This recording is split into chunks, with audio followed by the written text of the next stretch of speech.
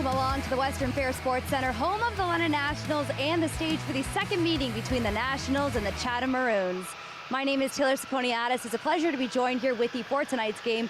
Let's dive into the story of the game presented by Source for Sports. The first meeting between these two teams saw the Nationals skate away with a 4-1 win, and tonight things couldn't be more different. These two teams just hours before puck drop completed a trade. Former London Nationals forward Brodie Gillis will make his debut as a Chatham Maroon tonight, and the Nationals acquired veteran defenseman Matthew Downey from the Hamilton Kilty Bees. So we'll be looking to see Chatham having a good start here tonight. And as for the Nationals, they will be looking to make a real impact, especially with their new veteran defenseman on board. But for more on tonight's matchup, I will be sending it up to Kyle and Jeremy. Gentlemen, good evening. Good evening, Taylor, and thank you. It should be an interesting matchup here between these two teams. Nationals are a dynamite team on home ice. Chatham still trying to find their footing on the road, still struggling to get everything in order. But with Brodie Gillis being moved over, it's going to be a new look for that Chatham Maroons team as he just went down the hallway, as you were telling us earlier. And then on the other side, Downey, he's going to be a new look on that back end. Yeah, and it's a good addition for the Nationals. Again, pre-game when the Nationals were up here playing keep up with the soccer ball, notice that Downey's quite the large individual, and adding to an already physical back end already, that's certainly a welcome addition. Again, 9 points in 22 games, like Taylor mentioned, with the Hamilton Kilty Bees. Certainly a welcomed addition to this Nationals D-core, and then trading away Brodie Gillis just down the hall to the Chatham Maroons. That's going to be a welcome sight for him as well. Gillis didn't get off on the right foot here in London and getting those 2 points in 5 games, but Gillis is a guy that loves to bring the physicality here, Kyle. We've seen it here on Wednesday nights where he likes to get involved physically, and then when you throw that weight around, you tend to get the puck a lot more. Maroon fans are going to like what he brings to the offensive group for those Maroons. Now we take a look at our starting lineup here for the Nationals. A couple interesting changes that we'll see here. Colton Chipman dropping down to that 4th line. Jeremy Hirsch moving up to the 2nd line. So those are going to be your big moves there. LePayne out on a suspension, so we see Adley Rogers move into that 2nd line. But it's not too surprising you see that top line stay intact. Yeah, of course. Again, last Wednesday against the Strathmore Rockets, that top line was able to provide quite the offense, with Riley Wood getting a pair of goals against the Rockets. And for Adley Rogers, an opportunity for him, hasn't been in the lineup as of late to go up into that 2nd line position. And then for Colton Chipman going down to the 4th line, he needs to get his offense going as well. Take a look at our starting goaltenders in between the pipe for the Nationals. Not too surprising, Carter Frog getting a start here. He's had some great performances here at home, rolling a 5-2-1 record. And the other end, we have Tony O'Donnell, who's been pretty solid throughout the season. I'll send that ice level for opening this game. Home and native land, true patriot love, in all of us commend. With glowing hearts we see thee rise, the true north strong and free. From far and wide, O Canada, we stand on guard for thee.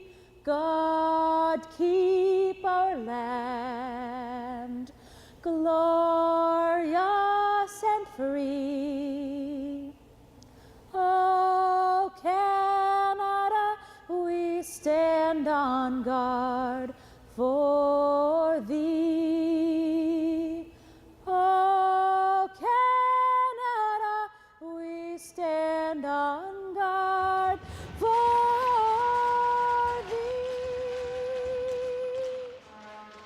And as we get set here for opening puck drop, as we were just mentioning with Tommy O'Donnell, only 3 games this season here for the Chatham Maroons, but rolling a 1-0-1 record with an .864 save percentage. So they're hoping to get a little more performance out of their backup goaltender tonight. Yeah, and that's exactly what you expect again. And it looks like off the hop, we're going to have a warm-up violation penalty here to start this game, as the Chatham Maroons have sent a player into the box to start this contest as Braden Gouin's going in. So warm-up violation, that rule got brought back into the GOJHL this year. So the Nationals are going to actually start tonight's contest on a power play, which we mentioned off the air that is slowly getting its feet together now, currently ranked 6th in the Western Conference. So again, to start tonight's hockey game, the Nationals already get to start this game off with a power play. Absolutely, and they start, as you mentioned there, started out slow in the season, really struggled to find their footing, but slowly but surely it's been making a difference, and we'll see what they can do here. Wood out there with Hirsch and Chard to start it out. Puck brought out. The Maroons try to clear it in. Almost kept in the blue line by Pace Roth, but the linesman's going to say he did clear. Maroons are going to reset. Puck given over to Bakic. He'll move it into the offensive zone as the Maroons take their attack, trying to just get some pressure and kill off an early penalty. Quickly turned around, back up the wall. Chard can't get a stick on it. Palmer, nice cross-ice pass over to Wood. Wood gets it up to the blue line, into the offensive zone. Fighting off man up front, battle right in front, takes a shot on net, and the puck is kicked aside and held on to by O'Donnell. Well, good early save made there by O'Donnell as the Nationals do a good job of making that cross-ice pass, getting their speed, entering the offensive zone, and then just throwing it towards the front of the net. We mentioned it time and time again, you put it to the net, good things happen, in a close call early on for this Nationals power play. Up to Pace Roth, he'll get over to Chard. Chard back to Pace Roth as the Nationals start to get that setup going. A battle in front of the net ensues as the Nationals throw it down low, get it onto the stick of Wood, but he gets pushed off the puck. Hirsch tries to get a piece of it, but Bakic, he throws it back up the wall, but still kept in the zone. Down low again, Nationals trying to battle to get that possession back. Halfway through the power play. Puck finally squeaks out. Chard, he's going to bring it around, tries to get a pass over to Pace Raw, over to Palmer, ends up getting tipped. Pin along the boards again, Hirsch gets a piece of it, throws it back up the wall to Chard. Wood battles in front of the net. Puck brought over. Passed in over to Chard. Chard throws it down low, goes off a skate. Palmer picks up on the near side. He takes a shot, and O'Donnell makes the save. Well, once again, this Chatham penalty kill, currently ranked 3rd in the Western Conference, is very aggressive early on. And here's that shot from Palmer. O'Donnell easily able to make the save as he popped in his blue paint. Good early aggressive kill here from the Maroons. London needs to continue to move the puck around to create that open space. Over to Fisher. Another pass out front, tipped in front of the net by Chipman. And the whistle blows as the ref's going to say that O'Donnell got a piece of it. And that puck was very close to being into the back of the net. It actually got deflected right back into O'Donnell as it was a shot from the point, tipped right in the slot. If that wasn't deflected, that might have gone into the back of the net. Face-off won by the Nationals, picked up by Rogers. He'll give it over to Fisher, who winds up. He takes a shot. That one flies just wide of the net. Trying to collect the puck down low. Penalty about to come to an end. Pinwheel on the boards. Rogers, he's going to pull it out. Or Milne holds it. Going back on the ice. Over to Rogers. Back into the point. Fisher, one-time chance. Puts it on net. Hits a body out front. Chipman trying to get a stick on it. Ends up getting taken off the puck, and he gets put down to the ice hard. Maroons try to finally get it out. Get to the blue line. Can't quite get it over into the offensive zone yet. Rowan will bring it in. Flipped over. Puck to be picked up as we see our first look at Downey. We're going to see a penalty coming here. Once again, looks like it's coming to the Chatham Maroons.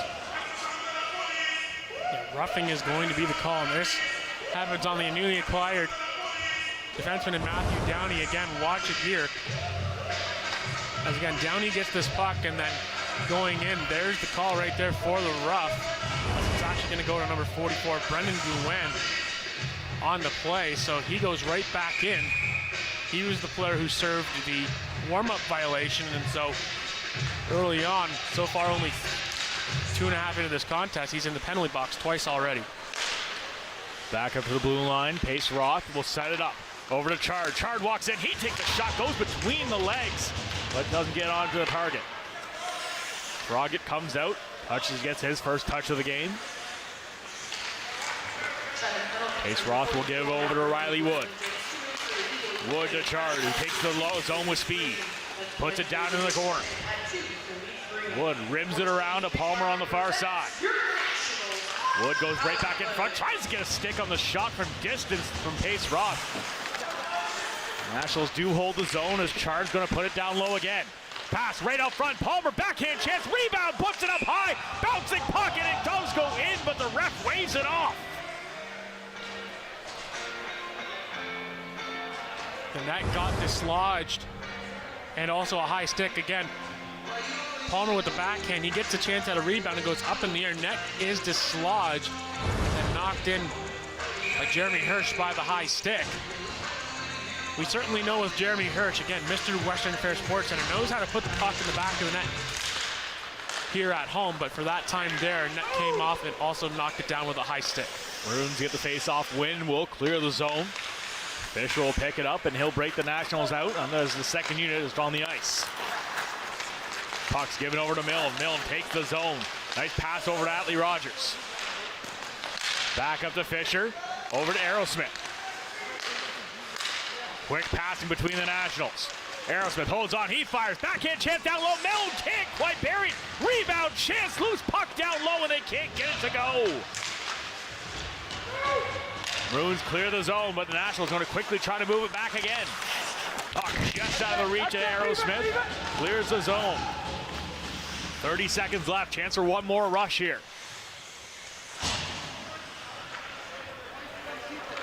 Fisher sets it up. Lead pass from Milne. Back to Fisher, over to Rogers on the far side. He can't handle the puck. He gets stripped, finds it right back though. Loose bud tries to get a little saucer pass over to Chipman in the slot. That gets blocked, but they still manage to battle for the puck and take it back again. Penalty expires. Nationals still control. Puck down low, takes the shot, kicked aside by O'Donnell. And now here comes the other way. The Maroons shot on net just goes wide as Guin just puts it out just outside the reach of Froggett. Cross-ice pass. Nationals try to get the counterattack, try to get over to Guvermont. Just out of his reach. The puck be thrown in the offensive zone. Colton Henderson, he'll bring it down low, but quickly stripped of the puck. Lave with it. Almost loses it. Kopchuk, nice cross-ice pass, gets it over to McNamara. He'll bring it across the blue line. McNamara spins around. He's going to try to wait, try to find that pass. Just a nice reverse check to keep possession as he's going to hold on. One of the players' sticks on the Maroons goes flying in the air, and that's Henderson's stick, and that's going to be a penalty on the Nationals. As the parade to the box continues here early in this game, we are 4 minutes in, and we've seen 6 minutes of penalties.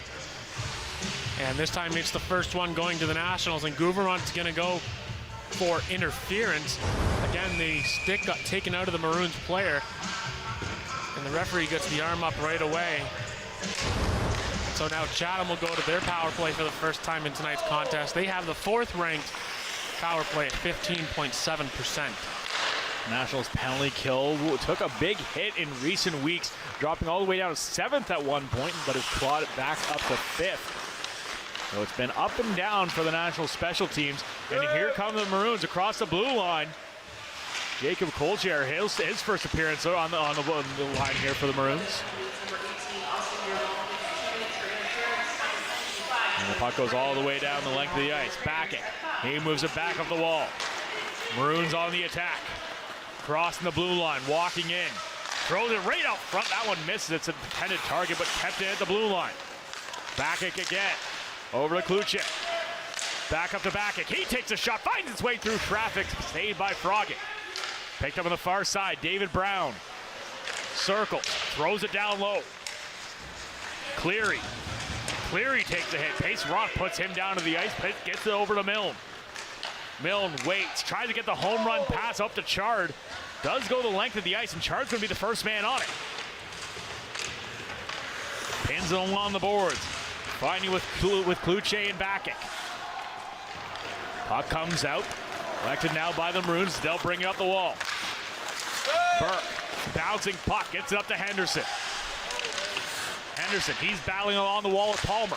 Tries to get a little bit of help, and the puck does come out, as Robertson couldn't get enough stick on it to keep it in.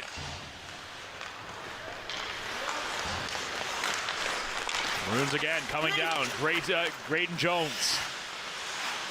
Drop past Edwards. Back up to the blue line. Henderson over to Edwards again. right at the hash marks. Cycling in, trying to find that pass into the middle of the ice. Marentate in the middle, set up in the middle. Gouvernement back on the ice, 5-on-5 action now. Puck comes out front, still can't get it on net. Wood picks it up, and he's going to flip it out as the Nationals penalty kills are going to get off. As both teams go for full changes. Puck picked up by McGuire. He'll just hammer it down the length of the ice. Picked up by Hirsch as he'll just clear it back out. O'Donnell has to quickly play it. The Nationals going to get the steal. Baldwin gets up to McNamara, but he gets taken down to the ice. Maroons quickly on the attack, across the blue line. Brown again, he's going to bring it down low, tries to put a pass in front of the net. He had Kluche going right down the middle. Kluche gets into the far corner, shot for a sharp angle, goes right on net. Froggatt has to make the awkward save as Fortier Smith puts it right on net. Well, close call there for the Nationals. Netminder is, again, bit of a cross-crease pass, ends up going right in between the pads of Carter Froggatt, and he makes the save. You know, Froggatt had himself quite the weekend, got the call-up on this past Friday to the Windsor Spitfires, played in relief on Friday against the Kitchener Rangers, and then got the start as well on the following Saturday. And another penalty coming here to the Maroons. It's just a great individual effort by Quinn McNamara. And just the hard work and hustle down the left wing side as he gets draped and just take it down to the ice. Well, when you use your speed, you're going to be able to draw these types of penalties, and just the stick work all over there as David Brown goes in for the hook, put his stick right in between the hands. And so for the third time already in this period, we're not even at the halfway point. This is London's third power play of the game. They've practically been on the power play the entire game, besides the one their one penalty kill. Pacer off. Holds the puck up the Nationals face-off win. Gets it over to Chard. Nationals 0 for 2 on the power play already. Chard down low. Back to Chard again. Walks in. He puts it around front. Nice tip play in front by Palmer, but just puts it wide, and a whistle goes. The Nets come off again. This time on the opposite post, so O'Donnell pushing from post to post so far in tonight's game. So I'm sure at some point, if it continues to come off like that, the referee's going to have a conversation with O'Donnell about that, because that can also get called for a penalty as well. So O'Donnell will just have to continue to be careful when it comes to going from post to post. As Chard's going to get kicked out of the face-off dot. In comes Palmer. The Nationals do a full switch up on their face-off setup. Win by Palmer, gets it back to Chard. Chard's going to walk in, has a chance, puts it around front, tip play and scores! Beautiful passing play, and who else but Jeremy Hirsch, bearing his 8th goal on home ice this season. Well, I believe this is a broken play, and I'm not quite sure what the Maroons were thinking here on this special teams play. They end up winning the draw, and it goes to Logan Paceroff. And watch Lucas Chard. He has all day long, and he finds Hirsch down in the slot to just tip that home. Chard had all day long if he wanted to shoot it, but elected to make the pass, and then for Jeremy Hirsch, gets himself on the board yet again at home. Goal number 9 on the season. So the thing you got to expect as well, like Lucas Chard does have a decent shot, but he normally elects to pass the puck when he gets those opportunities. And Hirsch, just right place, right time, and you put your stick on the ice, good things happen. And the Nationals take an early 1-0 lead here, not even halfway through the period. Here comes Henderson, he's got the puck down low. Froggatt's well out of position, and diving play by Froggatt knocks the net off as they try to get it out to Brody Gillis in front of the net. Yeah, mad scramble as a turnover by Fisher here as he collects this puck, and he just tries to go up ice. Ends up losing it right there as a good stick lift. And then Froggatt attempts to go with the poke check, caught way out of position. And then the net comes off the moorings as he ends up slipping a little bit as the net comes off. And so another whistle as we've had penalties. This is the first time we've seen 5-on-5.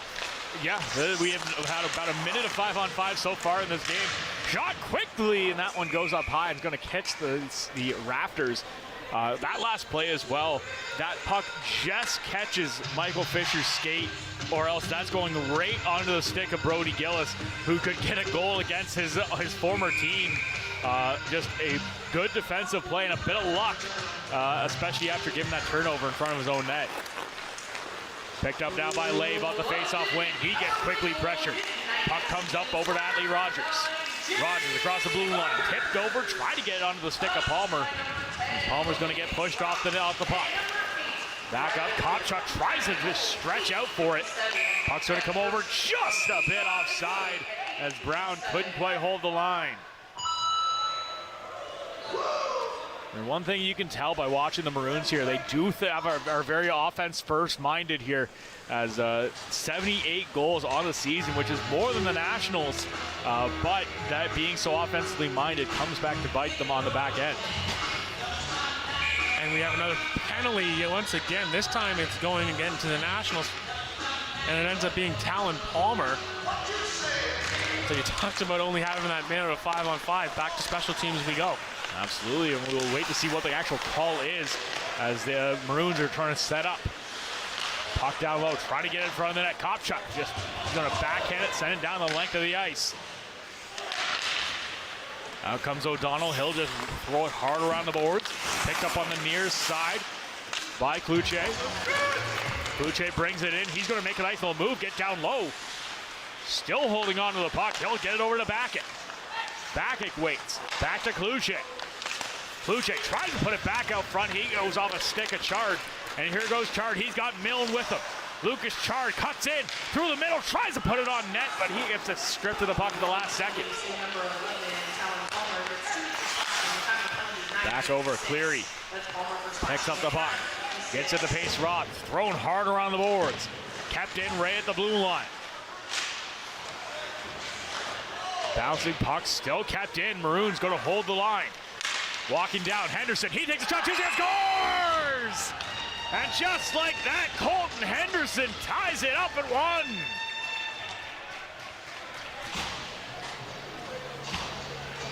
Well, for Henderson, that is goal number 4 on the season for him. Again, this is just a bit off the rush, as again, he just ends up basically doing a lap, goes into the slot, just bounces off the pad of Froggatt and in.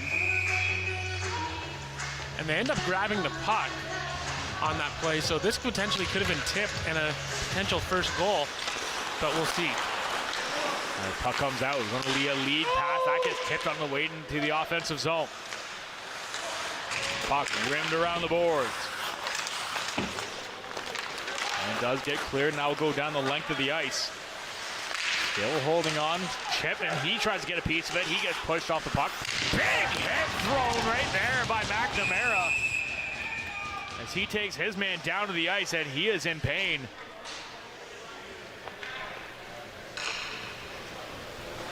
And so that is Cameron Robertson down on the ice as he gets taken down with a big hit by McNamara. Yeah, glad to see Robertson up, as again, we know Quinn McNamara loves to throw the weight around. Robertson does not see him coming. And that is close, as Robertson's gonna just go down the cutway. Robertson, an Elmvale, Ontario native. I know that area quite often, and knowing that he's an Elmvale kid, he's gonna want to try to stay in this game. That's a massive hit though by McNamara. Just gets him right as he moves the puck. And McNamara takes a big hit there from the captain, Bakic. And you can tell the Maroons not too happy with that last hit as the captain comes to respond. 11:03, that was Burke from Brown and Cleary, and 11:03. Still see Robertson on the bench though as well, so he's not gone down the tunnel. No, an appropriate response from the captain of the Maroons, just to throw that hit back towards McNamara to let him know that they aren't going to take anything lightly. And once again, the shot's currently 9-3 in favor of the Nationals, and yet we're still tied at 1.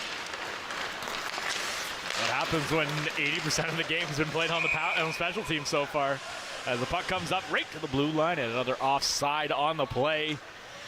8:03 remaining here in the first. Still 1-1 is your score. And as you just said, Jeremy, shots 9-3 in favor of the Nationals. Already 3 power plays opportunities for the Nationals, 2 for the Maroons. And both teams 1 goal apiece on the power play. Puck's picked up by Lave. He takes a hit. Quick pass by Kovchuk. Gets it to Gouverman, who will tip it in the offensive zone. O'Donnell comes out to play it back in front of the net. Gouverman trying to take a quick shot on net as Aerosmith. And another chance by Gouverman. Just can't get it past. O'Donnell's had a lot of work so far in this first period. Now 11 shots. As the puck just continues to go his way. Even though he's allowed the 1 goal, he's had to be sharp in here tonight. And the Nationals continuing to throw lots of shots towards the Chatham netminders' way. Puck comes up, just misses Palmer as he tries to pick it off right at the blue line. Kovchuk's going to get right ahead of the puck and stops Jones. It's sent back down in the corner, picked up by Lave. Lave's going to try to get pushed off the puck. He's going to try to stay with it. Some hard forechecking by Burke. Puck does squeak out as here comes Palmer. He's got Hirsch with him. Palmer takes the shot, just puts it high over the net. Comes on the near side. Puck does come out. Picked up now by Dragsevich. Puck just loosely falls right in the corner. Palmer's going to collect it. Brings it out across the blue line, gives it over to Rogers on the near side. Nationals take the zone, over to Fagan. Fagan tries to put it towards the net, ends up getting tipped.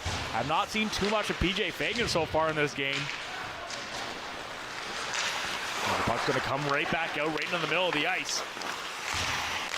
Lead pass, nice crisp pass around the stick of Cleary. He takes shot, rebound chip. Huge pass saved by Froggatt. Diving effort makes a beautiful save. Comes over to Wood. Wood across the blue line. He's going to try to drive down. He gets bodied off the puck. Still tries to stay with it. Chard's right with him. Bounces off Chard right in the middle. Tries to dangle his way through. Picked up now by Kluches. He'll move it back out. Over to Milne. Milne far side to Wood. Wood just tries to flip it forward. That gets stopped. Picked up now by Fagan. Fagan bobbles it. Froggatt comes out to play the puck. Goes behind the net. We're going to see another penalty coming here once again to the Nationals. Slashing will be the call to Nolan Milne. Well, we're going to have another look at this incredible save by Froggatt. Makes the initial and then the secondary effort as well, just to stretch across and keep the pad towards the positioning of the boards on the outside. That allows that puck to bounce right back out towards the corners. A very strong positional save there by Carter Froggatt. But again, another penalty to the Nationals. And now the third opportunity for Chatham. Now 6 penalties so far in this game. It's been a referee's dream right now, just constantly blowing that whistle, getting their work in. And the puck comes right up to the blue line. Shot on net, goes right through traffic, almost finds its way between the legs of Froggatt. Picked up by Jones in the far corner. Moves it up to the blue line, still kept in. Henderson, the goal scorer for the Maroons. He takes a shot, that hits a body out front. Nationals are going to clear and then send it down the length of the ice.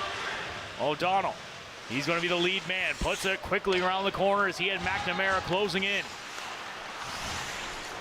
Henderson makes a move, gets past McNamara as he blows a tire.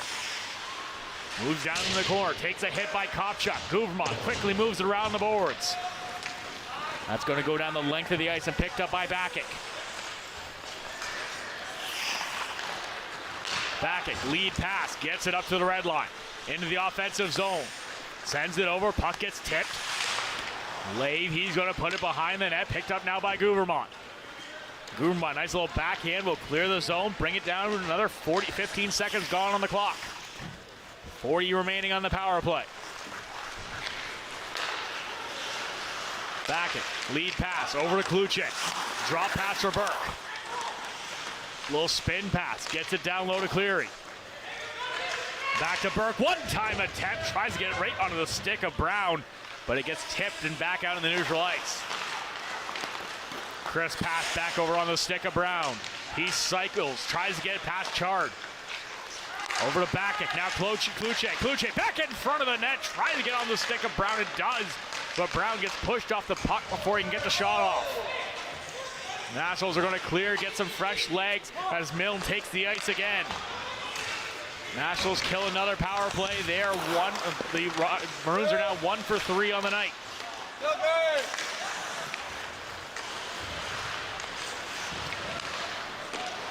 Hill collects it, puts it behind the net. Being aware of the Nationals forecheckers. Puck thrown in the National zone. Fagan, he'll pick it up. Rims it around to Wood on the near side, who gets a nice little outlet pass. Cross ice over to Milne, but he can't get it onto target. Nationals passing a little too errant right now as it's just going a little too far ahead of its targets. Hill tries to get into the zone. That's now by Edwards. Edwards, he circles back, comes into the offensive zone. He waits, tries to do something with the puck, but stopped up by Atlee Rogers. Hill picks it off out of midair, now moved up the other way. Here come the Nationals, 3-on-1. Palmer, cross ice, just misses Hirsch. And the puck comes back up the other side. Over the blue line, nice little move into the offensive zone, shot from distance by Elson. Just goes wide on Patre out front, big one-time attempt and catches Froggatt up high. Another beautiful scoring play by Cameron Robertson, who's back in the game. Rogers, lead pass for Hirsch. Hirsch dishes over to Palmer. Palmer comes in on the far side. He's going to try to make a move. He gets pushed down in the corner. Puck slowly drifts into the near corner. Move back down low once again. Palmer tries to get a piece on it. He's battling with Gillis. Collected now by the Maroons. Lead pass for Henderson. He gets a piece of it just as he crosses the red line and dumps it in. Froggatt throws it over. Fortier Smith, he takes it, puts it on net, but just out of reach. Down low again. Picked up by the Nationals. Downey, he tries to move it up the wall, clears the zone. Collected again by Brown, turned around quickly, try to get across the blue line as Henderson just runs right into Downey, who just powers him off the puck and gets it right back. Fisher, lead pass for McNamara, he'll tip it into the offensive zone. Minute 30 remaining in the period. Bouncing puck just goes over the stick of Chipman, and that's going to go down the length of the ice. Lave, he'll pick it up behind the net. Just takes it out himself. Doesn't like his outlet pass options. A extra pass for Chipman, gets tipped and turned over for the Maroons, who turn it right back onto the stick of Baldwin. Nice lead pass over to Chipman. He'll cross the blue line into the offensive zone. Chipman walks in, waits, drop pass, but not where his man was expecting to be. Chipman gets it right back, tries to get over to LePayne, just out of his reach. Kluche, he gets a tip of it, gets it over to the far side, picked up and brought it up to the blue line and turned over again. Back and forth, and then we're going to see an offside play here as LePayne goes just a little too far ahead of the play. Yeah, back and forth we go. 38 seconds to go, and again with Chipman now down on that fourth line, you would expect to see the chemistry not quite there yet, as he's still trying to get his offensive game going, as he's been in a little bit of a slump as of late in these last few games. Brought back out, puck across the blue line, trying to get a quick jump on it as it comes right down. As Marentate gets a beautiful chance. Well, and Carter Froggatt goes out for an adventure on that play, as he had to make that quick decision to go out and play that puck, and ends up deflecting up and out of play. And so with 30 seconds to go, Chatham once again will send out fresh players, as sending out Kluche as well, as it looks like there's going to be yet another penalty going to the Nationals. Delay a game on the Nationals, as it is Froggatt who is the one who shot it out of play. Players can do it, but if the goalie does it, a man goes into the box, and it'll be Aerosmith who will serve the penalty. As the Nationals get the face-off win, this is their 4th penalty of the period. Pass up to Chard. Chard gets it to Milne. Milne across the blue line, tries to make a move. Great defensive play by Bakic to take his man. Cross-ice pass, gets it over. Pace Roth takes the body as well. Forces the Maroons back into their own zone. Bakic with the lead pass. Maroons get up to the blue line. Chard's going to dump it down, and that's going to do it here for the first period. As penalties aplenty.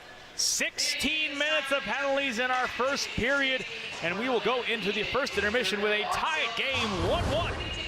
You are watching the Archon Aggregates Nationals hockey here on Rogers TV. We will be right back.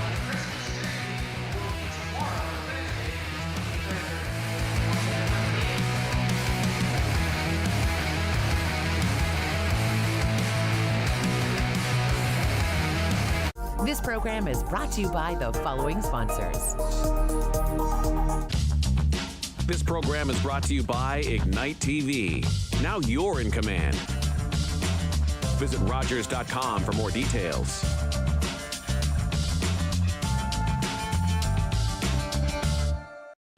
Come on in, take a seat.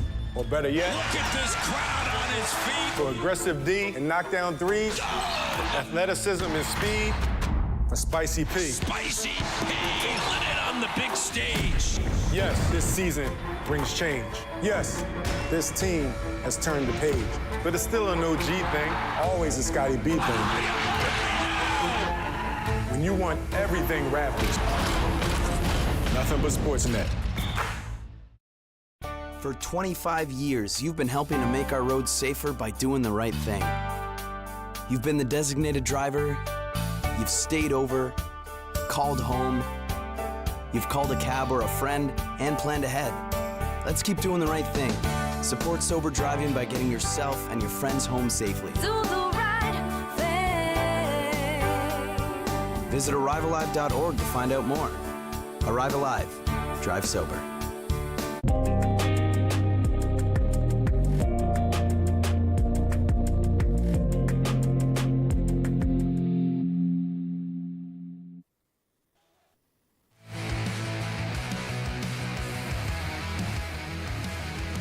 Joining with me here at ice level is Chatham Maroons forward Josh Cleary. Now you are leading the West in scoring. What are you doing on and off the ice to get that success? It was good to start out the year hot, get the points up quick, and just staying healthy, eating good, like working out, making sure recovery, all that kind of stuff. As we approach December, the schedule starts to pick up and you go through long stretches of games. How do you stay consistent in that? Honestly, like stretching, like eating well, like I said before, like stretching's key, like ice bath, stuff like that, just to keep your legs good and keep it ready for games. You're knotted at one here. What's the strategy going into the next frame? We had a lot of PK that period, so got to stay out of the box for sure, and just when we get those power plays, we got to bury on those opportunities that we're getting and just play more 5-on-5. Can't be on a PK all night. Awesome. Thanks so much. Best of luck to you. You're watching Archon Aggregates London Nationals hockey on Rogers TV. We will be right back after this.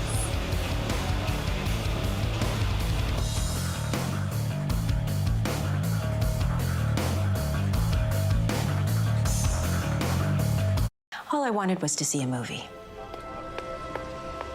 One down, please. I can't sell downstairs tickets to you people. How dare they? I could afford to buy the more expensive ticket. I run my own business. But they refused to take my money.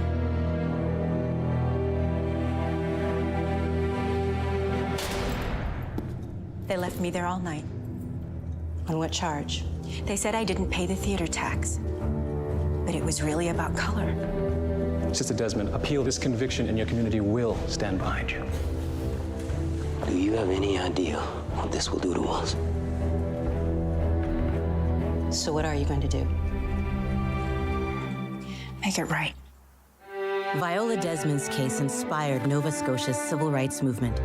She was pardoned 63 years later based on the injustice of her conviction.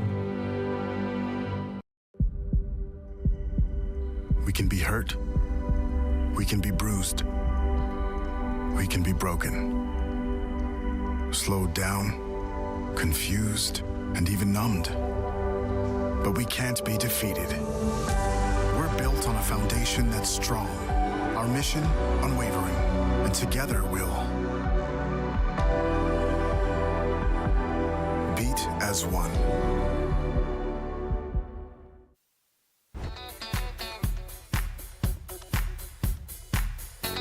Play and win every Monday night at 8 p.m. with Optimus TV Bingo on Rogers TV. Cards are available at multiple London locations and are good for all 3 games. Weekly jackpots total $3,000. Back here at the Western Fair Sports Center, tie game 1-1 after 20 minutes of play here between the Chatham Maroons and the London Nationals. It has been a parade to the penalty box is the easiest way to describe this first period. Only 4 minutes of 5-on-5 time played in that first 20. Very unique game we're seeing here tonight.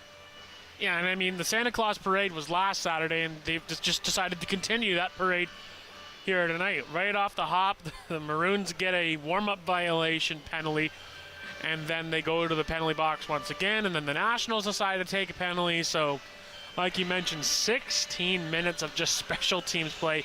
I'm sure both Chatham and London are not happy with that, so expect a much cleaner second period. But again, we could see more. Both teams that do get a lot of penalty minutes on tradition, so you could see something clean or just more of the same. But during those 16 minutes of penalties, we did see 2 goals go on the board. Yeah, Lucas Chart shoots this puck, actually a shot pass right onto the stick of Jeremy Hirsch, and then on the other side, just a good, quick, hard shot by Henderson right in the slot, and he gets on the board. So again, those 2 goals are what we have. Paceroff and Wood draw assists on her score. Actually, it should be Lucas Chardy because he was the one who got it. But again, the league is taking a look at those types of plays. And then for Henderson, Brown, and Cleary on the board as well. 11-7 ended up being the shots in that first period. And both of the goals end up being power play markers, like you mentioned, Kyle. So special teams was certainly busy there in period number 1. Absolutely, and both these teams are very offensive-minded teams here in the Western Conference. Chatham and London, both of the more of the topper echelon when it comes to putting that puck in the net, which does lead to their goaltenders being fairly busy, especially in the Chatham end so far throughout this game, as O'Donnell had his work cut out for him. Yeah, the puck was just following O'Donnell left and right early on to start that game, start tonight's contest. And a lot of it was coming from the top of the circles and low in tight. So O'Donnell certainly being busy. And then on the other side as well, Carter Froggatt, not only has he had a busy game in here tonight with those 7 shots, but he's had a busy last couple of days as well, being called up to the Windsor Spitfires. He saw action Friday. He played in relief, and then on Saturday he got to start both games. He ends up with the loss.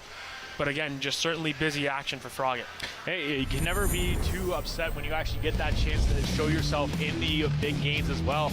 And he's looking like he's taking that experience in stride right now, as he's having a pretty solid performance in that, especially that save right there, which was probably could have been save of the year here at the Western Fair. Yeah, that's exactly what the goaltending coach of the Nationals wants to see, is that type of positional save where he makes the first one and it's the second one where he's able to stretch across, keep his pad low like he did in square so that it bounces right back to the corner boards. And that's what you want to see from a goaltender, is when you make that first save, it's how do you respond for that second save? How are you positionally available to make that save? And Froggatt on that play there was able to make a really well-made save and shoot it off into the corner. Now, one thing we mentioned, a lot of penalties in this first period as well. And typically when we see a lot of penalties, we typically think that it's going to be a lot of undisciplined ones. There were a couple undisciplined ones, but a lot of these were just like, they were forced penalties. Like you had the one on McNamara where he's just working hard and they just end up getting taken down. A couple of the roughing calls, like the puck getting thrown out of play. So you could be right in seeing we could see less penalties, but if the play continues at this high level, we could see more as well. Yeah, and it all goes back to your point of both of these teams being offensively minded, where you're going to see the defense activate and join the rush. So you're going to see those odd man rushes, which is going to create those little hooks and those little slashing type of plays. So expect that as we continue on in tonight's contest. So again, being tied at 1 and both teams knowing how to put the puck in the back of the net, we know they're going to continue to try to light the lamp. 20 minutes down, 40 to go. Still a 1-1 tie here at the Western Fair Sports Center. Still anyone's game here on Arcon Agris Nationals Hockey on Rogers TV.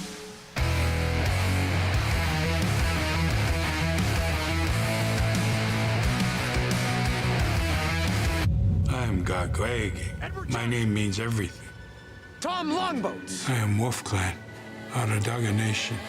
I've run many different races. I've run to survive and to be free. I've run to win for honor. His people might be lazy, but this one's damn fast. My people respected our runners, people who carried important messages from village to village. I need a guide to the next post. Dispatch carrier, sir. I can get you there. God sakes, man, slow down. Who do you think I am, Tom Longboat? No, sir. I am. Running makes me feel alive. It's everything. Tom Longboat was the first Indigenous person to win the Boston Marathon. He ran his way to international fame and became an inspiration to generations of athletes. For 25 years, you've been helping to make our roads safer by doing the right thing. You've been the designated driver, you've stayed over, called home, you've called a cab or a friend, and planned ahead. Let's keep doing the right thing. Support sober driving by getting yourself and your friends home safely. Do the right thing. Visit ArriveAlive.org to find out more. Arrive Alive. Drive sober.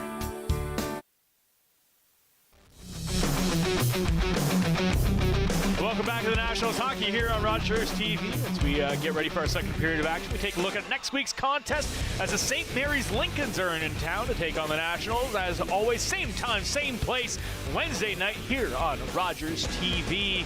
Should be a fun contest as the Lincolns have always had a good rivalry here with the Nationals. Referee's just about ready to come back on the ice. Nationals already set to go. They are a team that looks like they want to be somewhere else at the end of this, as they were already back at the bench before the Zamboni was even off the ice. Very odd to see, as we normally see one team taking their sweet time. As time continues to tick down here as we get set. Penalties still abundant here, as Aerosmith will start in the box for the second period for a minute 30 or less if the Maroons can take a lead here in the second. And again, something we haven't mentioned yet is the fact that the Nationals still currently sit in first place in the Western Conference, currently still tied in a three-way tie with the LaSalle Vipers and the Strathroy Rockets. But the reason why London currently has the advantage of being currently in first place is the fact that they have 2 games in hand on both the LaSalle Vipers and the Strathroy Rockets. As you can now see it here on your screen, 27 points. All 3 teams, but again, London playing 18 compared to LaSalle and Strathroy having 20. So if London can get the win in here tonight or carry this game into potential overtime, they will have sole possession of first place of the Western Conference. So that's something that they want to be playing for tonight, is to get that momentum and be in first place alone, knowing that you've got a busy schedule coming up. And with the standings as well, LaSalle in contest with St. Thomas tonight. That game is currently tied at 2s. But as we know in history here, LaSalle can turn that any which way, as they were tied 2-2 with these very same Chatham Maroons last Wednesday night. Ended up pulling away with an 11-3 victory. So that could go any way they want.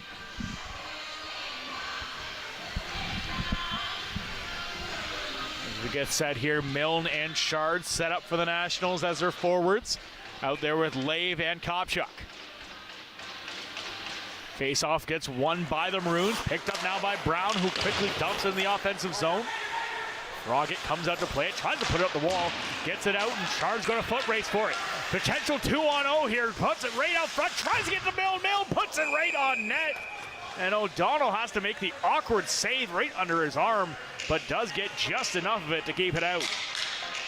Well, again, speed kills, and O'Donnell had to make the awkward save. And again, you'll watch it here. Here's the foot race. Chard gets to it first, throws it towards the front, and there's the deflection up into the shoulder of O'Donnell, and he hangs on. And face-off won by the Maroons. They're going to try to break it out. Back it. Drop pass. Chart still the ever-present aggressor for the Nationals on the penalty kill. As the puck gets out over to Brown. He brings in the offensive zone. Dumps it behind the net. Lave gets a piece of it. He's going to dump it back the length of the ice. Back it. First man on it. Chard right there to challenge him. Gets the turnover. Chard down low. Right in front. Big one-timer attempt by Wood. And just tees it up and just puts it wide. Beautiful chance by Riley Wood. As the captain has done nothing but find the back of the net since he rejoined the Nationals after his injury. Picking up 2 goals in last week's contest. 8 on the season now. A shot on net, gets through traffic. Froggatt kicks it into the corner easily. Behind the net, puck gets picked up by Downey. He'll clear it, get up to the blue line, but doesn't clear. Now cleared as the puck goes right off the skate of Palmer. 9 seconds remaining in the penalty. Aerosmith just about ready to come back on the ice. Going, gets a piece of it. Puck gets out of the blue line, but quickly tipped in off the skate of Jones. Stolen out by Aerosmith. And back up, Downey, cross ice over to Fisher. He gets a lead pass intended for Aerosmith, a little too far ahead of him. Icing gets waved off. Nationals get the change. McNamara back out, throwing the physical hits once again. Here come the Maroons right up the middle of the ice. Henderson tries to drive right through the middle. Going, tries to put it back up the wall. Backhand pass, cross ice over to Chipman. Now to Jones. Spin back up to Goy. Gets it in, offensive zone. Gets a hold of it again. Pack tries to get a lead pass, but just out of reach of the streaking Elson. Nationals get a piece of it. Chipman deflects it in the offensive zone. Backett's going to turn it back the other way quickly. Lead pass intended for Gillis. He tips it but can't do anything with it. Up to the blue line, picked up and just offside by Baldwin. As he and McNamara couldn't quite hold the line for Chipman. Yeah, close call there at the blue line there. As again, Chipman down on the 4th line tonight. And he's trying to get his offensive game going as again, hasn't scored in a couple of games, but against this Chatham Maroons squad in their last contest down in Chatham, Mr. Chipman had 2 goals. Puck right up to the blue line, still held in. Great work by Guvermont. Tries to get it back down to Aerosmith, but quickly turn around. Up to the blue line. Martin, he brings it in. Gets pushed off the puck by Lade. He'll try to move it out. Lade gets some room. Right across the right line. Over to Aerosmith. Aerosmith streaks down, puts it right out front. Loose puck, rebound chance, an absolute robbery by O'Donnell. As the puck comes out, Edwards, he can't do anything with it. LeBlanc, he gets it back. Tries to get up to Aerosmith. Gets it over, and the whistle goes as the net is pushed off its moorings. And we will reset once again.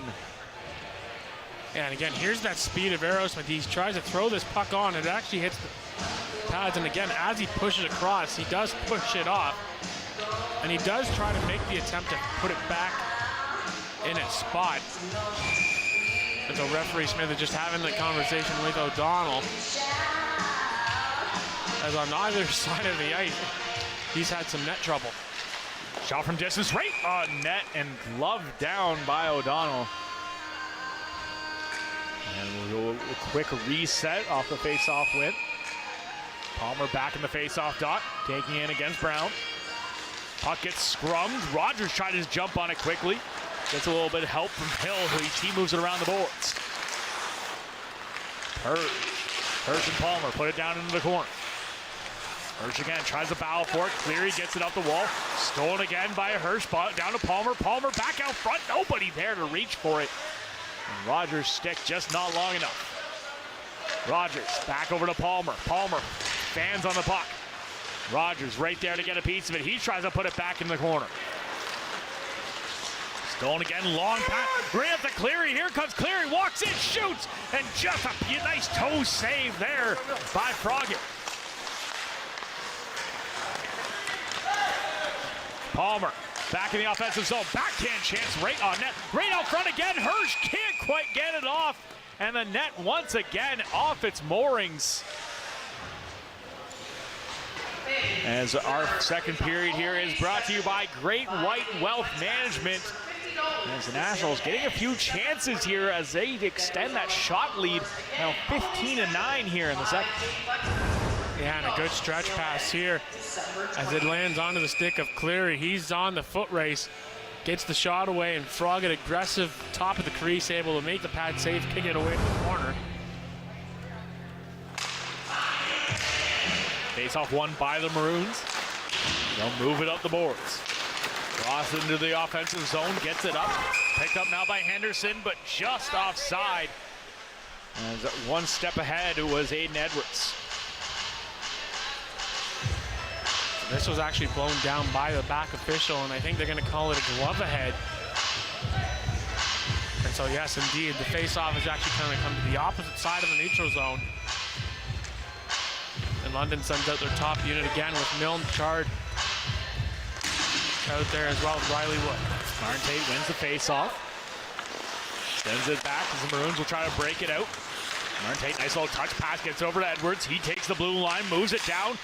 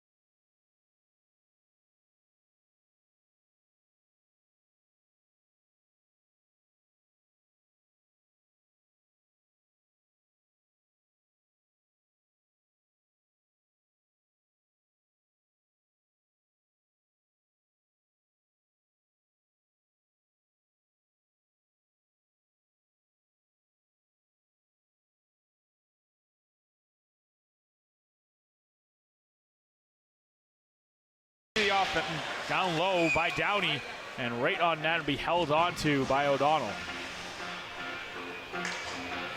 Yeah, again, that puck just ends up bouncing out in front as Fortier Smith ends up just trying to backhand this around the boards, actually deflects off of McNamara's stick right out front, and O'Donnell just decides enough's enough, put the glove down and get a whistle and get fresh players out on the ice. Pick up one, walks in, takes the shot quickly by Aerosmith. Goes right into the breadbasket of O'Donnell, and he'll hang on. Yeah, shots now read 18-14 in favor of the Nationals. And again, both these teams play that north-south game and like to play that quick transitional hockey, and it ends up putting goals in the back of the net for both sides. Back in the offensive zone, Gourmont walks in, takes a shot, puts right above the net. Rebound chance down low by LePayne, or by LeBlanc, but can't put it in front of the net. LeBlanc again gets a piece of it, shoots, just puts it wide. Had all kinds of chances in front, all kinds of time. Down low to Gourmont. Gourmont tries to put it up front for Aerosmith.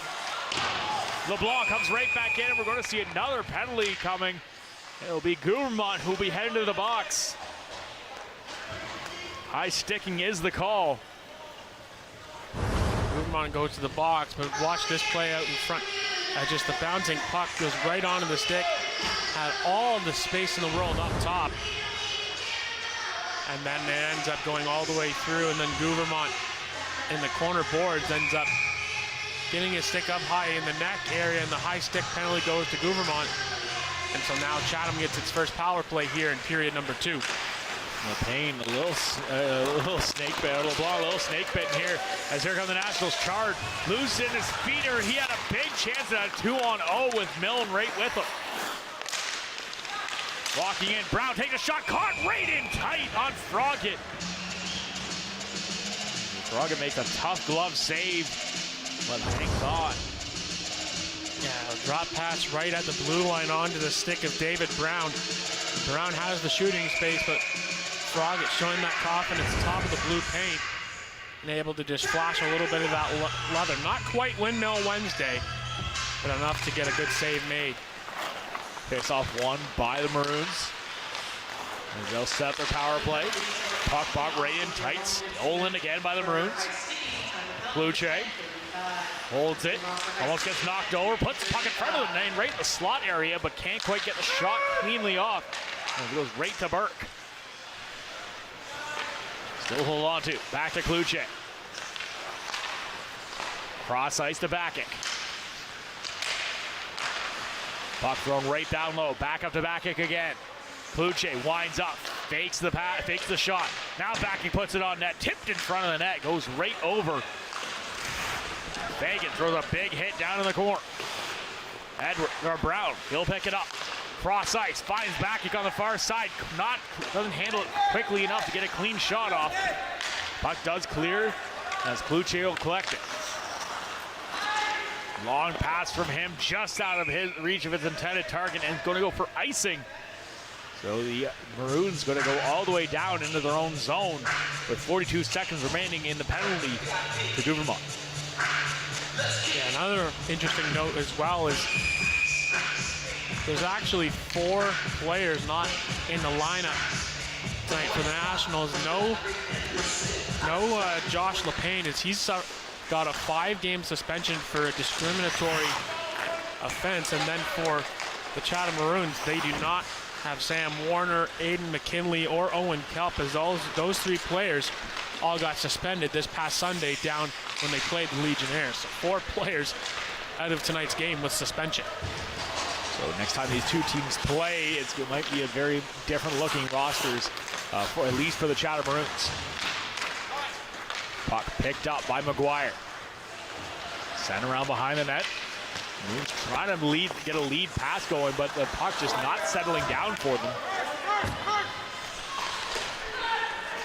Rimmed around the boards. Gourmont back on the ice.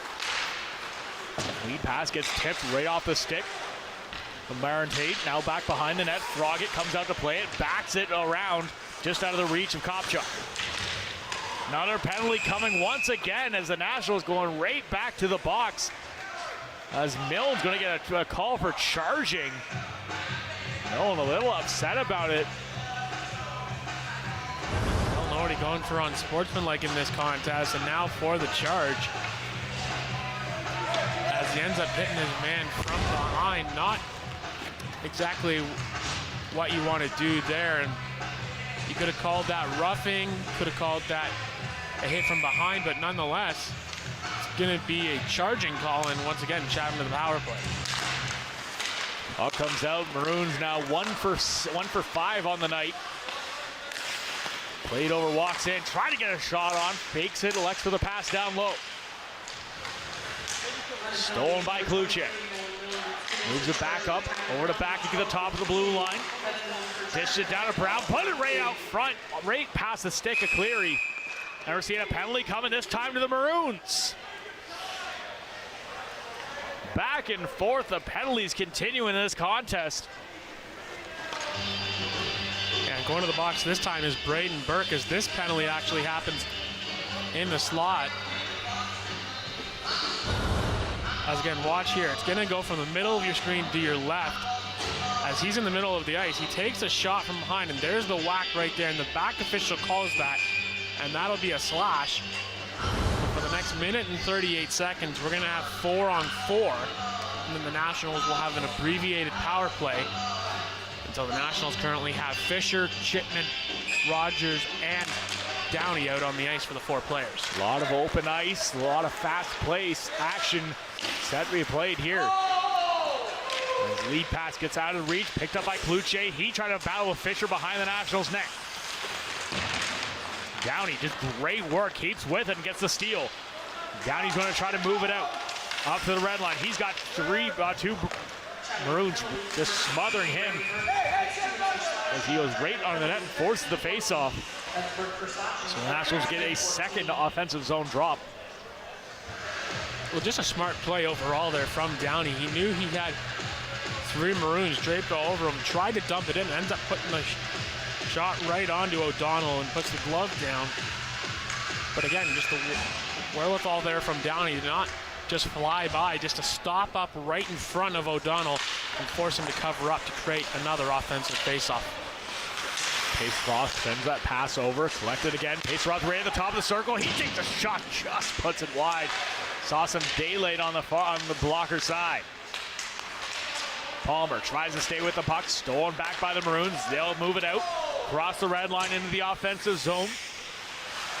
Queen moves it down. Collected again, but the battle for the puck behind the net. Comes out, picked up by Fagan on the near side. He sends it back behind the net, just out of reach of Pace-Roth. Palmer will collect it as the Nationals keep going back and forth behind their own net.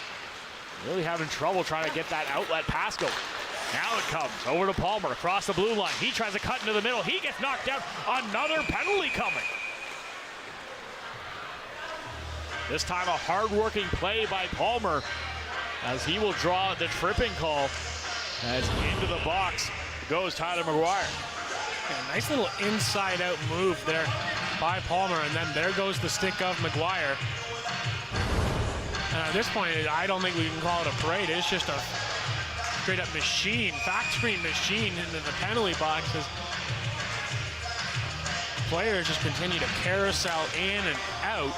And so the Nationals are going to end up actually having an abbreviated 5-on-3 in about 15 seconds. Easily the most penalty minutes we have seen through a game so far this season. As Fagan, he's going to work his way into the offensive zone. Gets it over to Wood. Wood holds up. Back to Pace-Roth. Now over to Chard. Chard, he's going to hold it. Throws it over, waiting, still. Millen takes his time getting off the ice. Fagan takes the shot, that gets tipped. Puck gets tipped, that one's going to go down the length of the ice. 7 seconds remaining in the first penalty to Burke. And the Nationals are going to get about a minute 16 here of actual 5-on-4 power play. Fagan, lead pass up to Hirsch. Hirsch sauces it up front. Picked up by Wood, who gets it back to Pace-Roth. Sends it over to Chard. Pace-Roth winds up, fakes it. One-time chance by Palmer, right on target. And another tough save made by O'Donnell. Good little pass pieces. Lou the Bear gets himself involved here with the rubber chicken. As again, here's the shot from Palmer. It's a good one, but O'Donnell able to come across and make the save again with this London power play, trying to get themselves going here. A little back and forth passing as Pace Roth and Palmer going back and forth. Getting Hirsch involved as well as Chard. Battled right in front as Hirsch or by Wood just going battling hard to get that position in front of the net. Big difference we're seeing in the Nationals power play as of late, as they're finally putting someone in front of that net area. The puck does finally clear, and some hard work by the Maroons. 25 seconds remaining in the power play. Pace Roth trying to get it going. And the Nationals get another power play coming here as well. As Palmer crosses the blue line. Dished over Aerosmith. He drops the boards. Shot right on net, just deflected wide. Hirsch stays with it. He's going to try to put it on the boards, but the Maroons do touch up. Slashing is the call. So the Nationals now get another very abbreviated 5-on-3 for just 2 seconds, but we'll have that full 2-minute power play to work with. Aiden Edwards is going to go for the slash.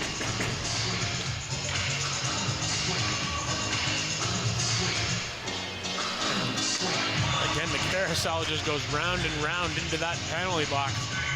And the Nationals go right back in the power play once again. Back up to Atlee Rogers. We're seeing some new faces here on the power play since the Nationals are getting so much time on it. Rogers back up to Fisher at the blue line. Over to Aerosmith. Aerosmith waits. Back to Fisher. Fisher takes a shot, finds its way through some traffic, but it hits a body before it gets right on target. Rogers back up to Fisher. Over to Aerosmith. Aerosmith, quick pass over to Rogers. He takes a shot, pass saved by O'Donnell. Rogers stays with it. Back up to the point. Fisher, Aerosmith, cross ice. Rogers tips in front of the net, trying to get it loose in front of the slot, but can't get it on net. And we're going to see another takedown in front as the net goes off its moorings. And the face-off is actually going to stay inside as another collision right in front of the net. As again, lots of traffic here, as once again the Nationals do a good job of just passing this puck around. It goes to Atlee Rogers, and Rogers does get the one-timer off. He ends up getting kind of too wide. Chipman tries to get it, and then there's the play there right in front there as Bacek ends up pushing his man down right in front, pushing Milne into another offensive draw. And Palmer gets the puck off the face-off win by Chard as the Nationals get that top unit back on the ice. Palmer over to Pace Roth. He sends it across to Chard. Back to Paul, back to Pace Roth. Chard again. He's trying to find that lane. But the Maroons doing a great job at closing in their box. Chard can't find that open spot. Chard again gets a hold of it, shoots and scores! Lucas Chard as the Nationals take a 3-1 lead. I think he found the open space. As on this play, they just continue to play pitch and catch on that left side as Chard and Wood again just go back and forth, and then Chard finally sees that open space, goes up above the blocker side of Tommy O'Donnell. They finally break through on the power play. Their second power play goal out of, what is it now, 7 tries? 8? It's going to continue to climb at this rate. It's been back and forth, but just a lot of penalties through this game. As pretty much over half this contest now has been played on special teams. As puck comes up, Pace Roth, Aerosmith tries to get a piece of it, now picked up now by Kopchuk. Drop pass for Gouvermont, but quickly turned back into the neutral ice. Brody Gillis trying to jump right onto Aerosmith, but stolen back over the blue line. Brings it down low, and another penalty coming, this time again to the Maroons.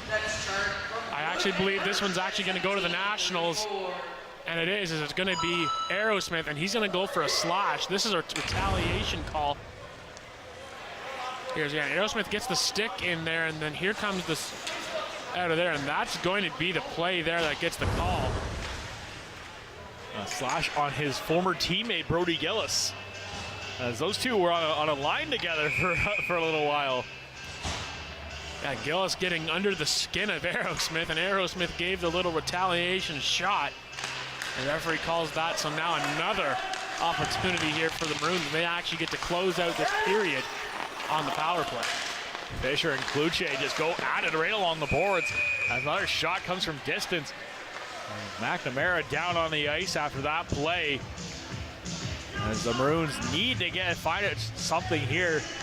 As the dangerous thing with giving a team so many power play opportunities, they're bound to score eventually, as the Maroons already have one and could easily have another.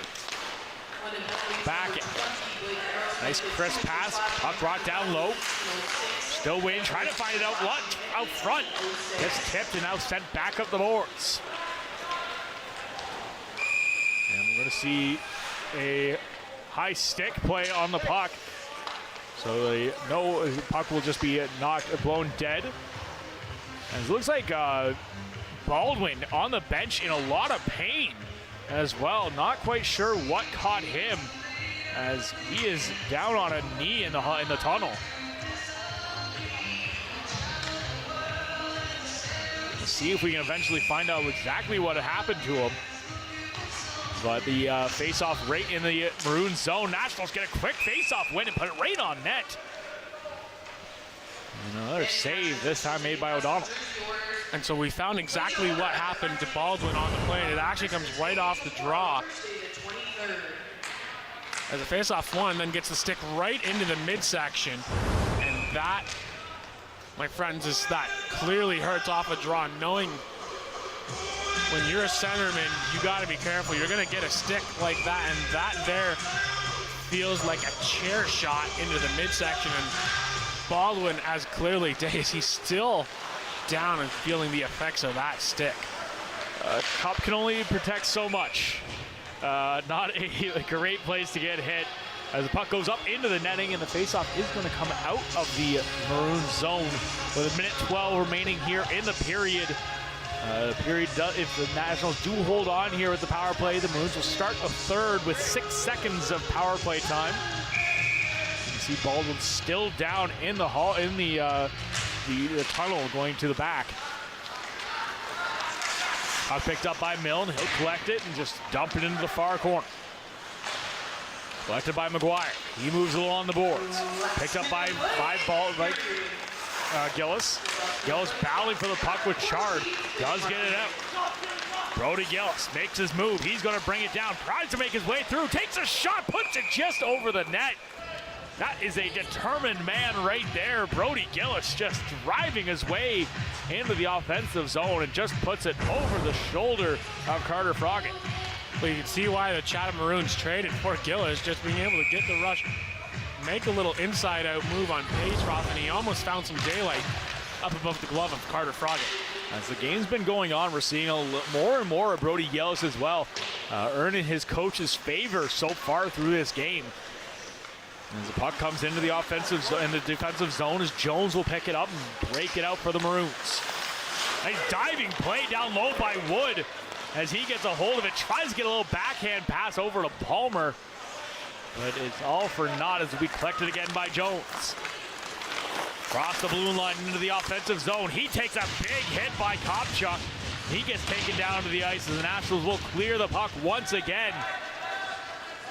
And that should do it here for the second period, as the Maroons got one last chance to then get the puck down the ice quickly, get it up to the blue line. Gillis holds on and can't quite get it in time to get a shot off, as we will another period filled with penalties, as we will head into our second intermission. Nationals lead 3-1 here on Archon Agris Nationals Hockey on Rogers TV.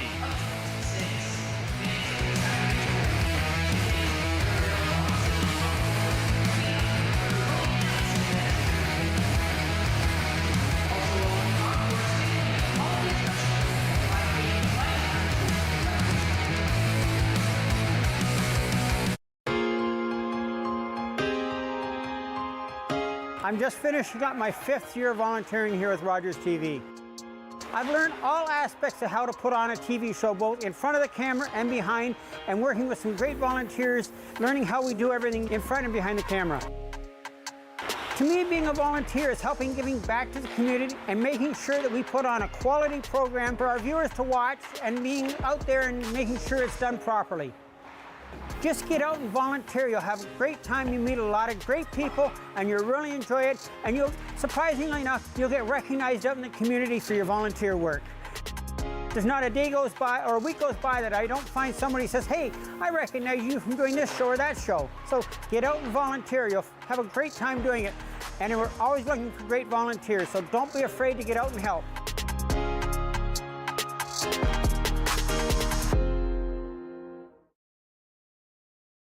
It isn't the heavy trays that make the job difficult, or the fast pace you need to keep up. It's not working another double because someone called in sick. What makes the job tough is the moment you realize a customer has had enough, and you have to make that decision not to overserve. Refusing service isn't personal, it's the law. We know it's not easy, but we're counting on you to keep us all safe.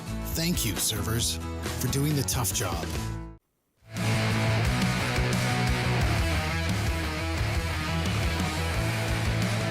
Join with me at ice level here is London Nationals forward Austin Gubermont. Now, Austin, you have a very busy schedule coming up in December, a long stretch of games, and it's a challenge for most teams. How do you stay consistent in that?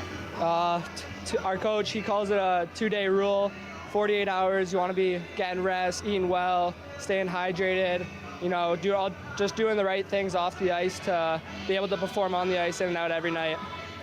The other week, you had a 5-point performance. It was an incredible game. What are you working on off the ice to get these results? Off the ice, you know, it's just a lot of team bonding. I'm learning to play with new players and not easy growing that chemistry with other guys. So being able to work with LeBlanc and Aerosmith every night, it's getting better, and I like the way we keep growing as a line.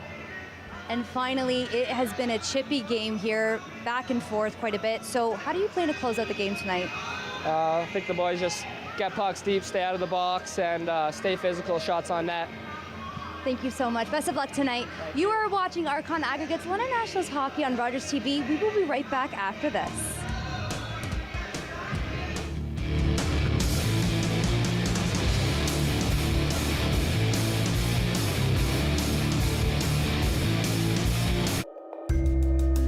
I was born and raised in Musqueam First Nation territory by my mother, who spoke Hunkaminam to me.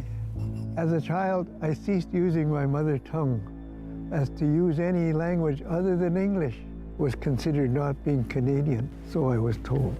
The old people came to me in a dream and reminded me of who I am and where I come from. I have reawakened. My roots are strong, and I'm no longer a silent speaker. My language tells me where I'm from.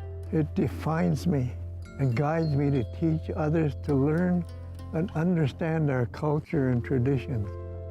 A gift for those in the present and the unborn generations. What was lost is found. What was asleep has awakened. My blood is here, and I am complete. I have returned home.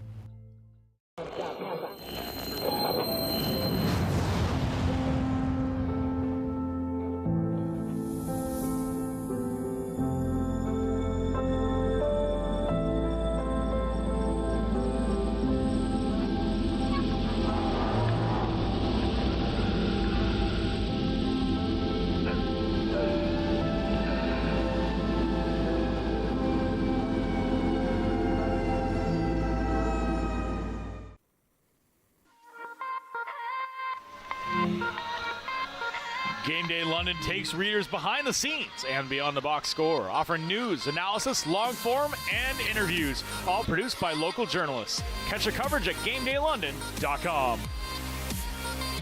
Back here at the Western Fair Sports Center, 40 minutes down, 20 minutes to go. And how many more penalties are we going to see? 28 minutes of penalties between over two periods.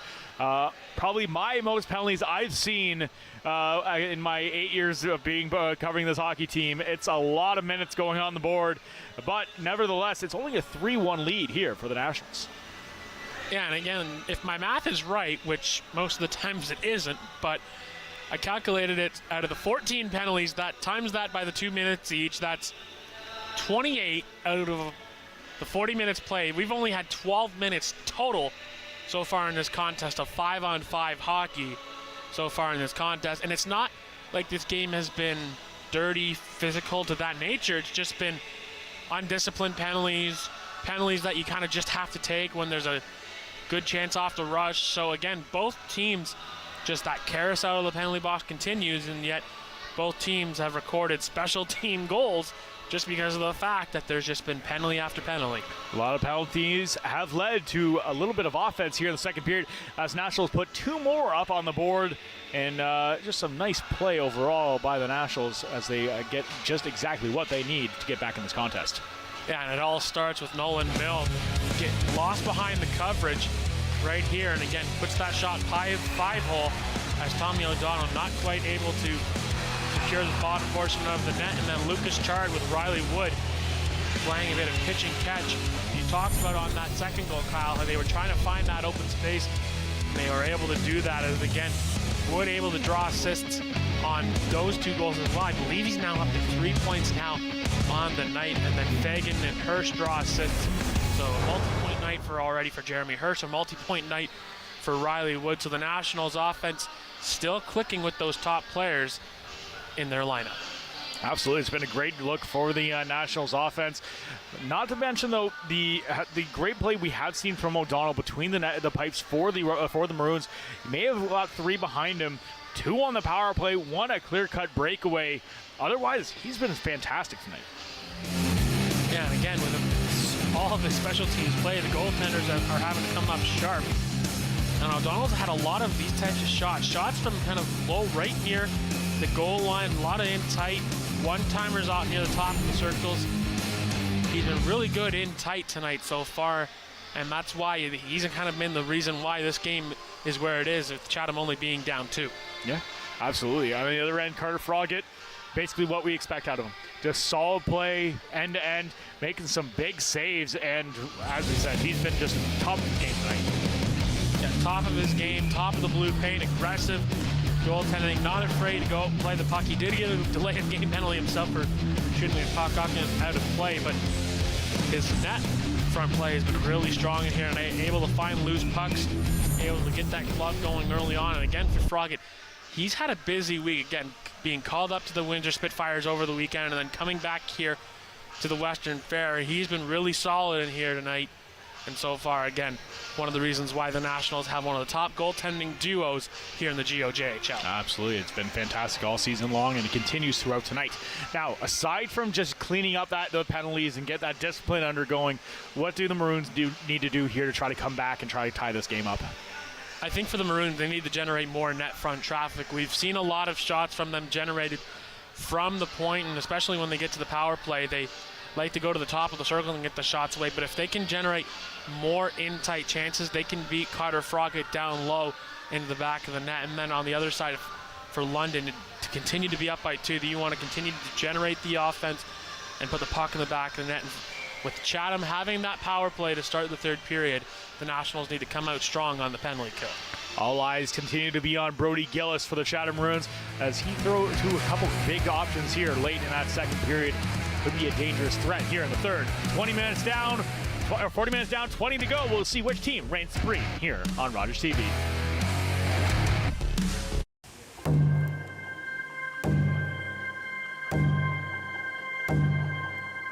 Heartbeat of Mother Earth, I feel you and embrace your warmth. I see you dancing through the trees. Your song floats on the summer breeze. Community, we come together. We are the voice of our ancestors. Thankful for how much you bless us. Feel the thunder in the drum. All our voices sing as one. Feel the power, feel the pride. Feel the drum beat deep inside. Feel the boom, feel the bass. Let's let go of time and space. It'll make you dance, it'll make you sing. Ode Wegun, Wedok Wishin. The drum will lead you, take you far. Always remember who you are. I'm Nicole Martin, the proud ambassador for the Comfort Bear program. Comfort Bears provide these cuddly bears to local children who are terminally ill, facing trauma, or battling a serious illness. Every $20 donation will place a Comfort Bear into the loving arms of a child involved in our program. It is our hope to distribute 1,000 bears in 2022. Please join us and provide comfort to kids in their time of need.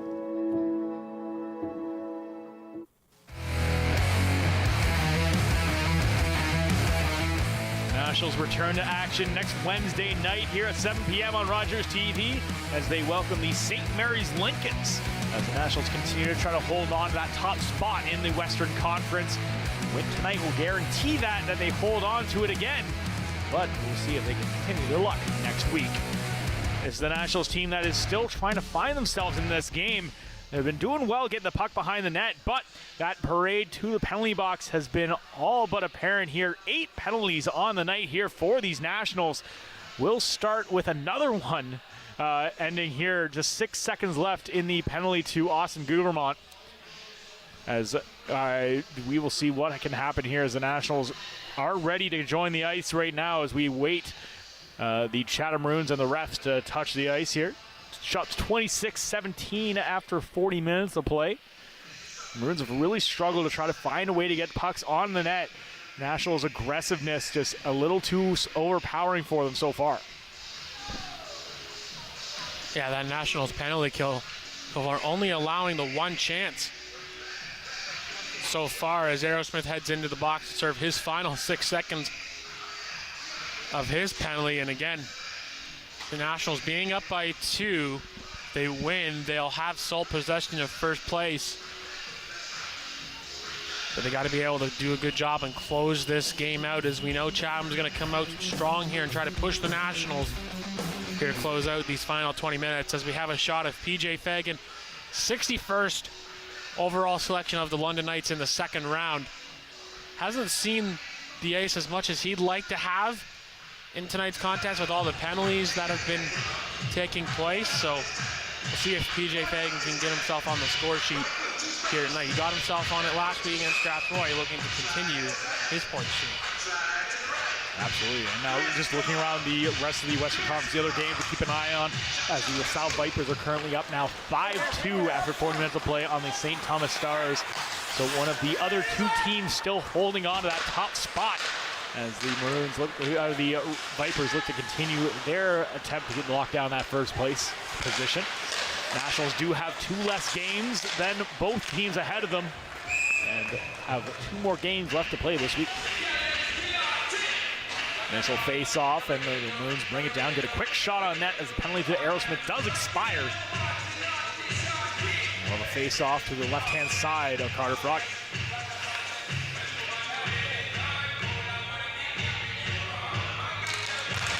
Face-off drop, gets scrummed, picked up and sent behind the net. Some good work there by Downey to try to move it out. Picks it up now as Downey will carry it across center. Into the offensive zone, battles with Backick down in the corner. Uses his size to his advantage as he helps get the puck down low to Mill. Mill throws it back into the middle of the ice, tries to get it onto the stick of Downey as he fans on the shot. Fisher moves it up the wall, just intended for Wood, but ends up bouncing over his stick. Into the Maroon zone. Collected down low by Fortier Smith. Sent back down again. Backick will collect it behind his own net. Nice lead pass, sends the Maroons out. Brody Gillis overskates the puck, stolen and brought into the offensive zone by Chard. Chard, nice little move, gets around Gillis, finds the puck again, takes a shot, rebound chance. Sharp angle, and O'Donnell gets a piece of it and keeps it out as the net goes off its moorings. Our third period is, as always, brought to you by Great White Wealth Management as an exciting start to the third period. Yeah, And once again, the Nationals' top line with Chard able to generate an offensive chance. The shot goes right behind the net, and a good rebound save made there by O'Donnell as he had to stretch across to make that save.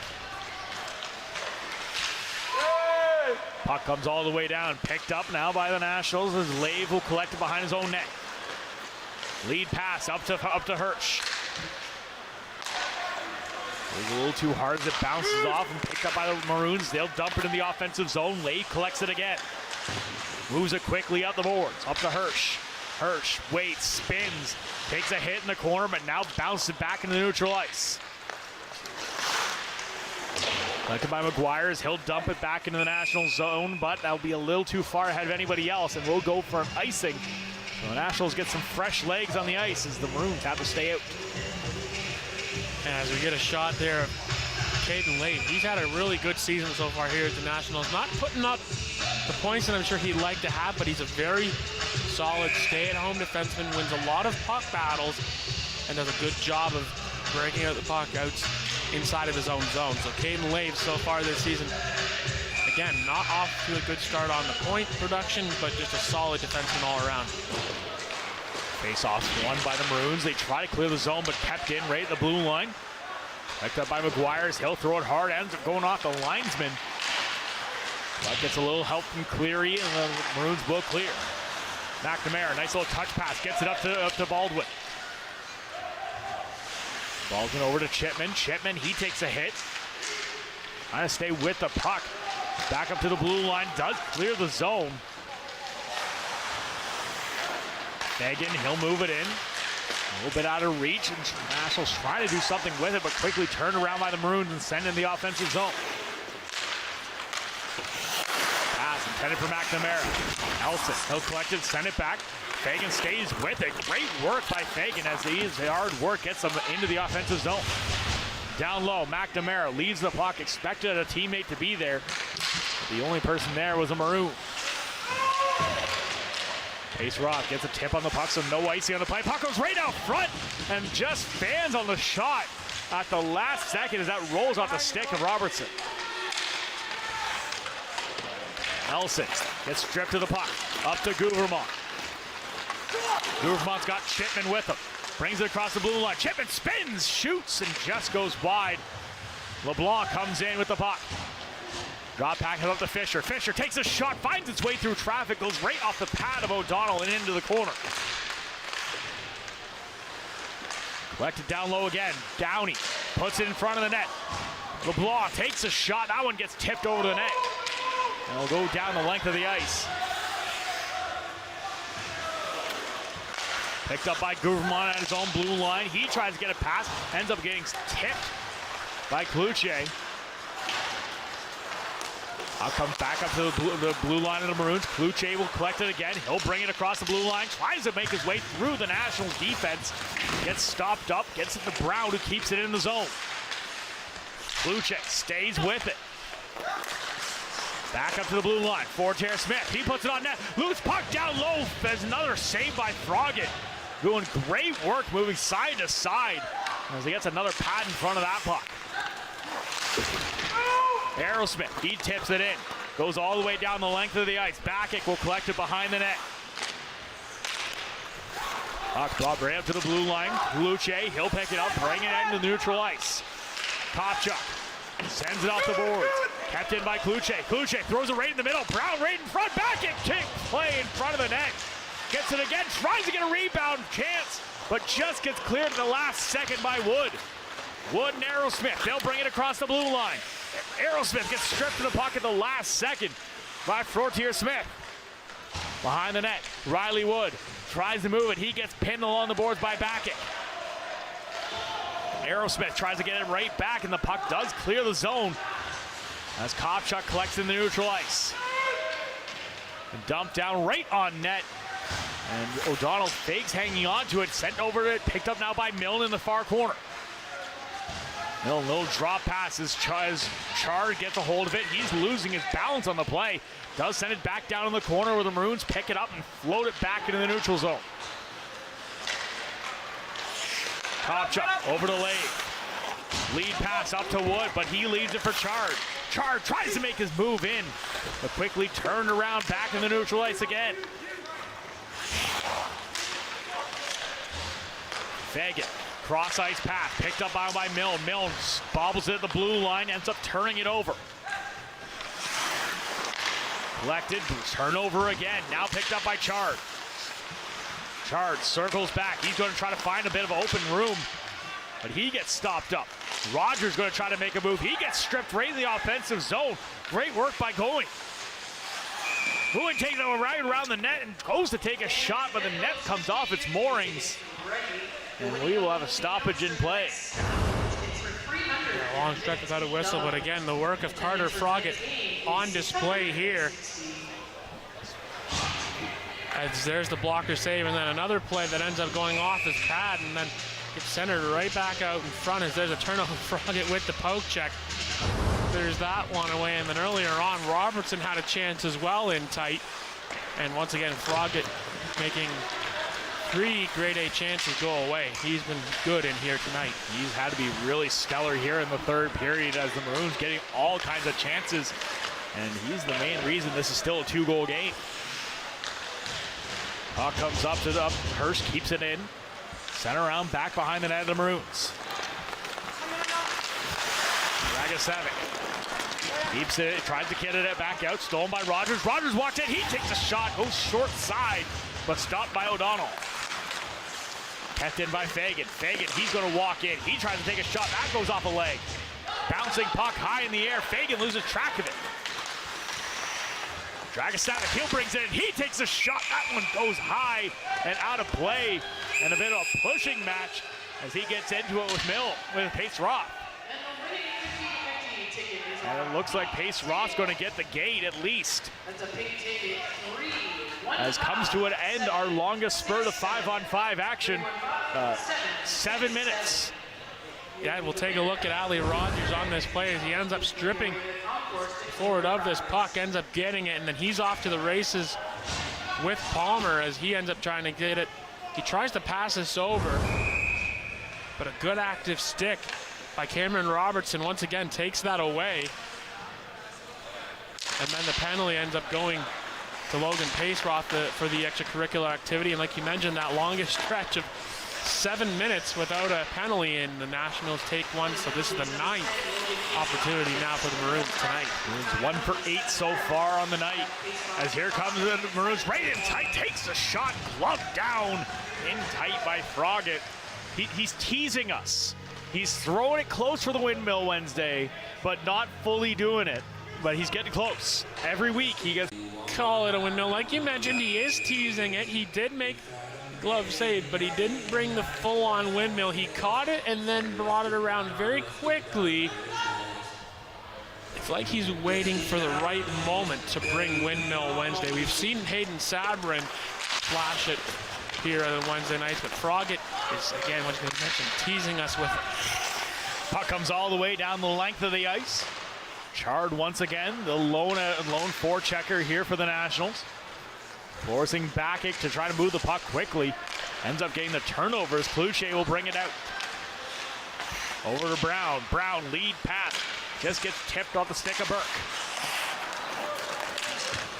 Lead pass, now here comes Milne. Milne across the blue line. He's going to try to move it tight. Quick shoot and scores!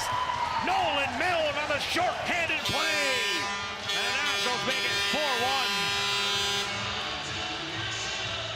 And that's now the second time that Milne has gotten lost in the coverage, this time short-handed. That's now the 8th short-handed marker on the campaign. Again, he cuts in, able to roof it as O'Donnell tries to force the shot low. He's keeping himself low, allows Milne to have basically half the net up top to shoot at, and he ends up finding the space. So now a 3-goal lead, like I mentioned, now the 8th short-handed marker on the campaign, and now for Milne, his second on the night, brings him to now 7 goals and 7 assists for 14 points. Milne doing a great job finding the way. He was looked like he was in the bad books of the refs earlier in the second period, but he's in the good books of his coach right now with 2 goals on the night. As the puck comes all the way down the length of the ice and quickly turned back up ice by O'Donnell. Guvermont tries to get a stick on it. Fortier Smith, he'll try to follow it up. He is taken down hard to the ice by Lave.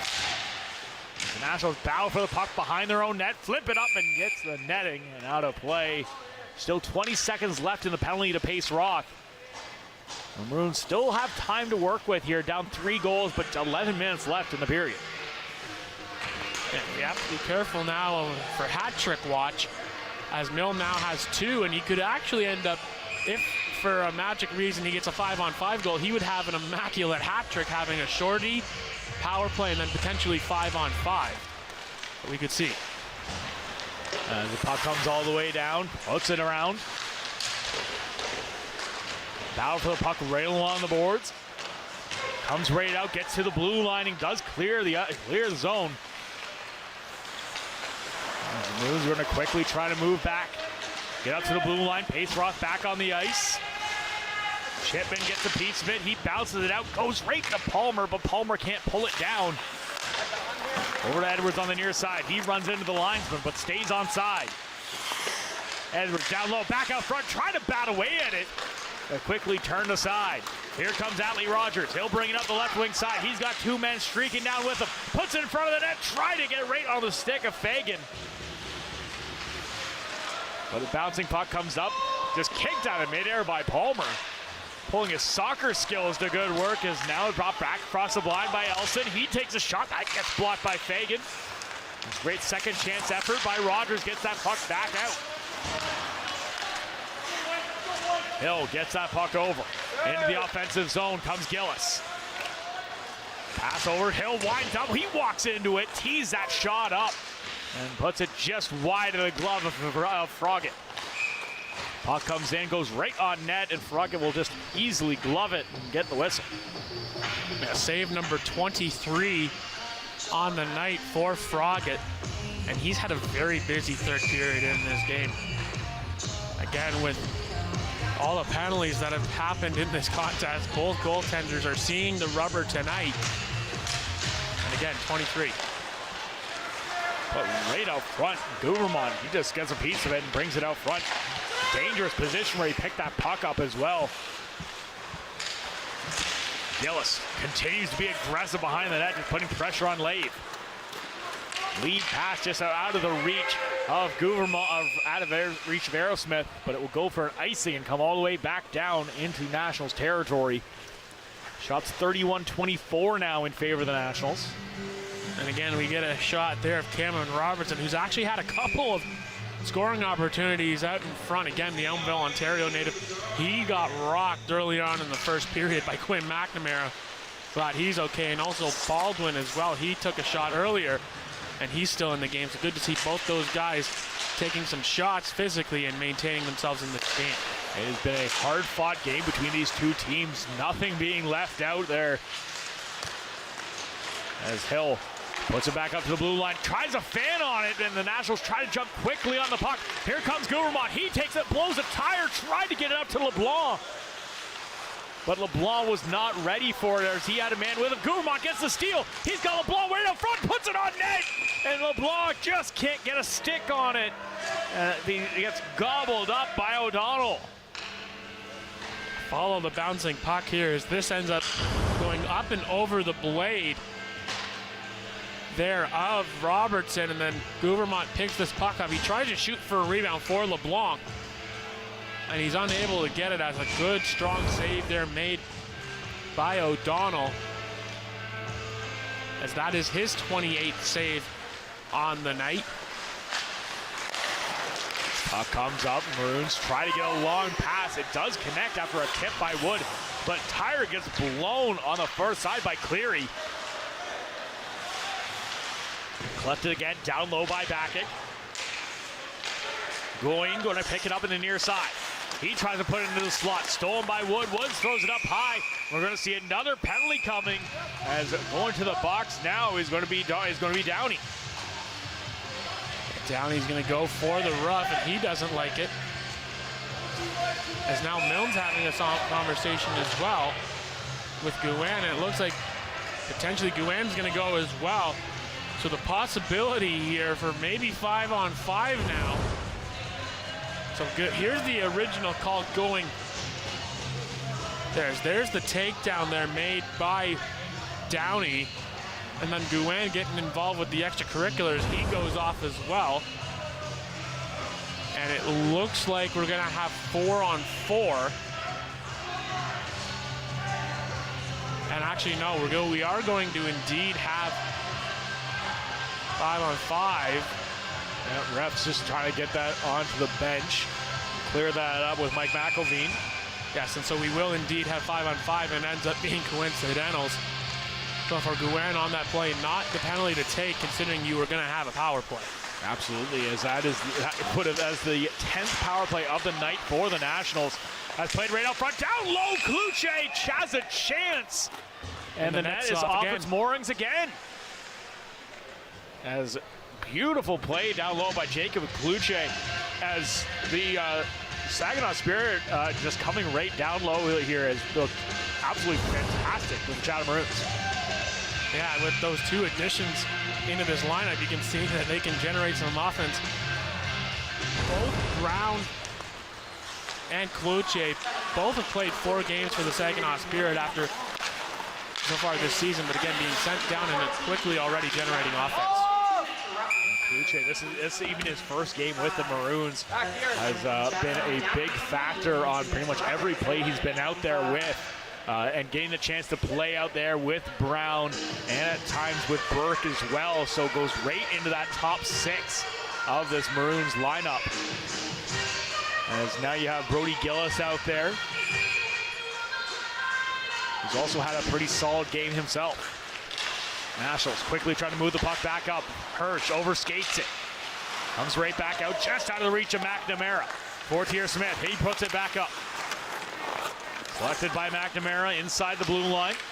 Moves it up, nice little touch pass, gets over to get over right inside, and Jex takes the shot as Baldwin.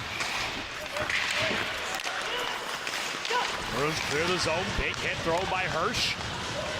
Puck collected again by Baldwin as that gets moved down the length of the ice. Backett collects it behind the net.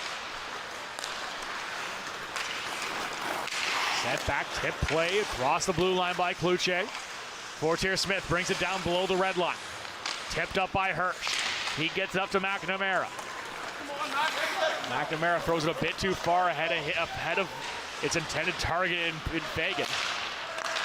Now Kluche again across the blue line. He runs into Fagan. He throws the hit. Tries to clear the zone, kept in by Hill. Puck gets rimmed around the boards. Lade just getting his body down low. Another penalty coming, this time to the Maroons. Froggatt off the ice. Nationals going 6 attackers. Trying to do a setup now, get the advantage going, kill as much clock as you can. Lead pass gets tipped. Lave's going to collect it. Lave moves it out. Nice little move. Gets around Edwards. Collected now by Fagan. Fagan moves it back over. Lave gets tipped up. Puck goes into the midair, and it will be finally touched up by Edwards, as holding will be the call. So as Green and Downey come back out of the box, into the box goes number 16 in Marente, and we'll see, or no, it is number 17 into the box. That was Cameron Robertson. So 2 penalties coming to the Maroons. So we'll see what ends up being called here. Again, as you just mentioned, there's now 2 in the box. Now this could potentially be a 2 and a 10 type situation, but if it would be, then the player would go into the dressing room. So it looks as though the original call is going to Marante.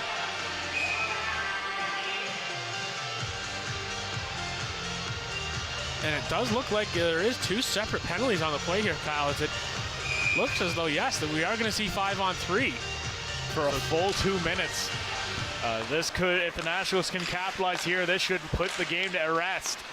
As Pace Roth, just a little bit of tic-tac-toe passing with Palmer. Back up one time, and Tep goes right off the toe of O'Donnell. Picked up again by Pace Roth. Walks in, down low again. Going tic-tac-toe with Hirsch. Chard over to Palmer. Palmer walks in. He takes a shot, sharp angle, and gets the net off its moorings once again. Both goalies have had a field day kicking that net off every time they take those, just those hard push-offs. Yeah, and again, so the two penalties, we have the one behind the net, and that's the call that ends up going to Morante on the play, but again, just two penalties on the play. Pace Roth over to Palmer. They go back and forth. Palmer trying to find that lane. Gets it down low for Chard. Chard has Hirsch up in the high slot. Palmer, Pace Roth, he walks in, he takes a shot, trying to get a loose puck down low. Puts that puck a little too high, can't get that rebound as it gets gobbled up by O'Donnell. Both teams will switch up their special teams unit as the top unit for the Nationals really unable to get anything going, as the Maroons have done a good job of just being tight to the high forward / defenseman, taking away the potential passing and shooting lane. Nationals get the face-off win. Aerosmith, he picks it up, he walks in, he takes a shot, rifles it just over top of the net. Fagan keeps it in, gets it back to Aerosmith. Ian Fagan going back and forth. Aerosmith's going to look. He's going to try to take it. Totes it on net. That one gets tipped over top. Back to Aerosmith again. Fagan winders up this time. He takes a shot. Rebound chance and scores! Nolan Milne. Now he gets the immaculate hat trick as there is his power play goal. Had a shorthand earlier and a 5-on-5 with the breakaway, and the Nationals now have a 5-1 lead. His third on the night, the hat trick. His first goal was a power play marker. As we'll have to double check that, but indeed it is going to be the 3-goal night for Mr. Milne. So now Morante's penalty is going to expire, and they will still remain on that power play for 46 seconds. Now up 5-1 off the 3 goals of Nolan Milne. Quietly up to 15 points. Or pardon me, now up to, 15 points. Great job finding the back of the net once again. And the puck will be picked up by Brown as they'll move it down the length of the ice.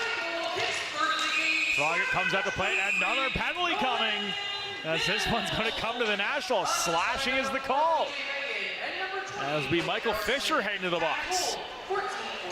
If we're not close to most penalties / penalty minutes in a game, I don't know where we're at. This, I think, now is the 10th penalty the Nationals have taken now. They had 4 in the first, 4 in the second, and I believe this is now their third or second now in this third. So once again, Chatham going to the power play. The 11th minor for the Nationals here. 22 minutes they've spent in the box, or just under, as the Maroons have 1 power play goal on the night. But we're going to see a little bit of 4-on-4 action here, 20 seconds to be exact, as Downey will bring it across the blue line. He's out there with Baldwin and McNamara and Lave as well on the back end. Back up to Lave at the blue line. He walks in, he takes a shot, loose puck down low, collected by the Maroons. They'll clear it back out. Going to go the length of the ice. They're going to wave the icing off, as Kluche is on there on the attack. Puck comes up, McNamara's going to play. He gets almost toppled down as he tries to throw the reverse hit into Gillis. Puck comes back around. Walking up, it's going to be all the way down the length of the ice, right out front. Big chances, tries to put it on net. Big save by Froggett. Kept in again, the Maroons still working the puck hard. Takes a shot, goes over the net from Jones. Palmer, he's going to throw it hard around the boards, and it will clear and go down the length of the ice. 50 seconds remaining in the power play. Just under 4 minutes remaining here in the game. Puck comes up, Kluche can't clear as it goes off the leg of Wood. Wood sets up high. Maroons sitting down low, trying to get that setup going. Brings it out, Kluche, cross ice pass, that gets tipped. Packed up, Cleary can't get anything on it. Lead pass goes right in front of Palmer. Palmer makes a move, puts it on net, and O'Donnell makes the save. The tough play, but O'Donnell, great job reading the puck and stays on top of it. Well, both goaltenders making big, huge saves here. As here's one by Froggatt, flashing a little bit of the leather again, and then back the other way as Palmer's in alone. And O'Donnell comes diving out to take that one away. So both goaltenders coming up big here in the late stages here of this third period. Walking out, puck comes out now, bringing the puck across the blue line is Elson. Elson, he gets stripped to the puck by Palmer. Palmer taking a big tumble, but just a great second chance effort. Sends the puck down the length of the ice. As Fisher back on the ice, the Nationals kill off yet another power play. The Maroons now 1 for 11 on the game. Into the offensive zone. Fans on the puck is Hirsch. Staying with it, however, is Downey. Downey will collect it. Sends it cross ice over to LeBlanc. Ends up going off his skate and clears the zone. Fagan carries back into his own zone. Nice little move between his own legs. Tries to ban a breakout. Ends up over-skating the puck. Fagan down low. He's going to move it up the boards. That gets tipped. Stolen again by the Maroons. Fagan, just great work to keep with the puck and steals it right back. Sends it behind the net. Picked up by Downey. Downey and pass intended for Gouvermont. A little too hot for him to handle. Hill moves it back the other way for the Maroons into the offensive zone. Going right between the D, puts it on net. Big save by Froggatt. Goes to the far side, but nobody there to capitalize.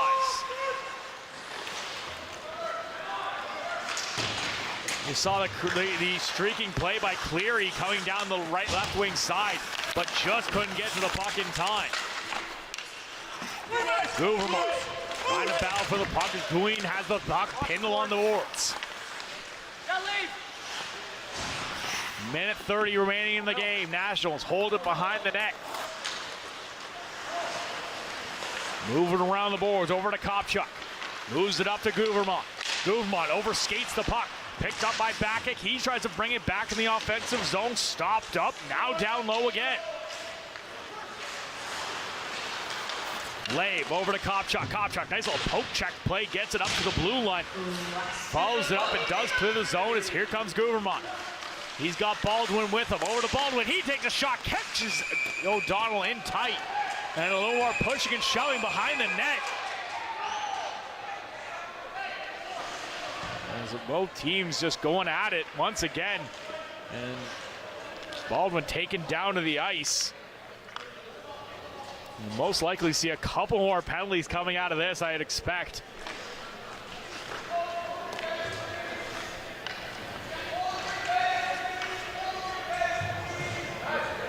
As the referee is trying to make sure that the Nationals bench and the Maroons bench both stay where they are. They don't want to let this game get out of hand. Now with just under a minute left to play. And so we'll go back and look at this Carter Froggatt save once again, coming in backhand. He ends up getting the knob of his stick on it and plays it off into the corner.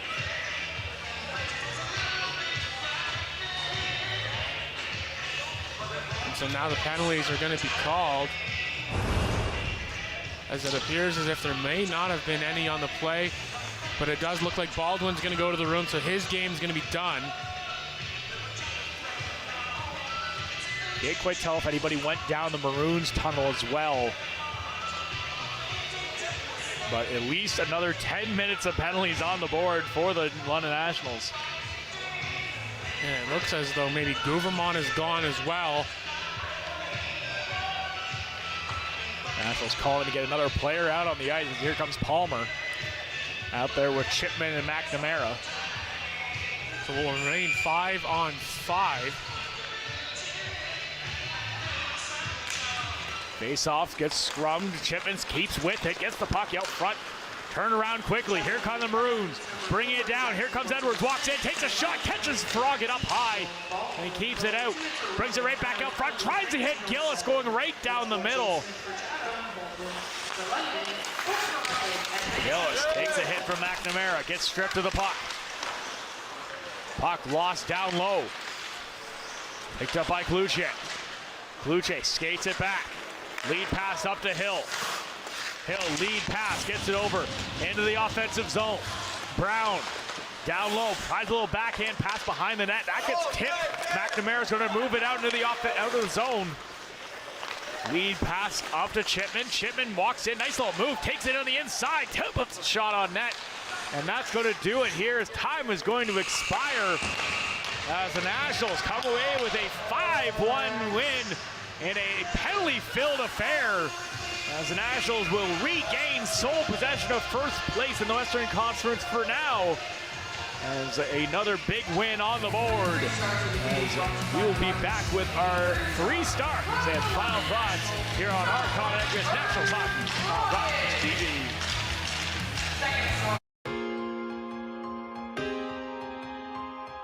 So I've been with Rogers TV for going on 7 years now. Doing stuff for everything from working at the London Nationals here to doing the London Majors baseball. I've done basketball, I've done soccer, I've done football, basically anything that the Rogers TV wants me to do. I wanted to be a volunteer because it gave me that opportunity to really improve my skills and gives me a chance to use them every week. It's not easy to go out and just be like, hey, I have talents in talking to a camera and wanting to talk to people. Finding a place to do that isn't the easiest place, but Rogers TV has been a great opportunity and gives me a chance to talk about the one thing I'm most passionate about, and that's hockey. If you've ever thought about doing something like this, go out and do it. There is nothing more exciting and exhilarating than standing in front of a camera and actually getting able to talk about stuff that you feel passionately about.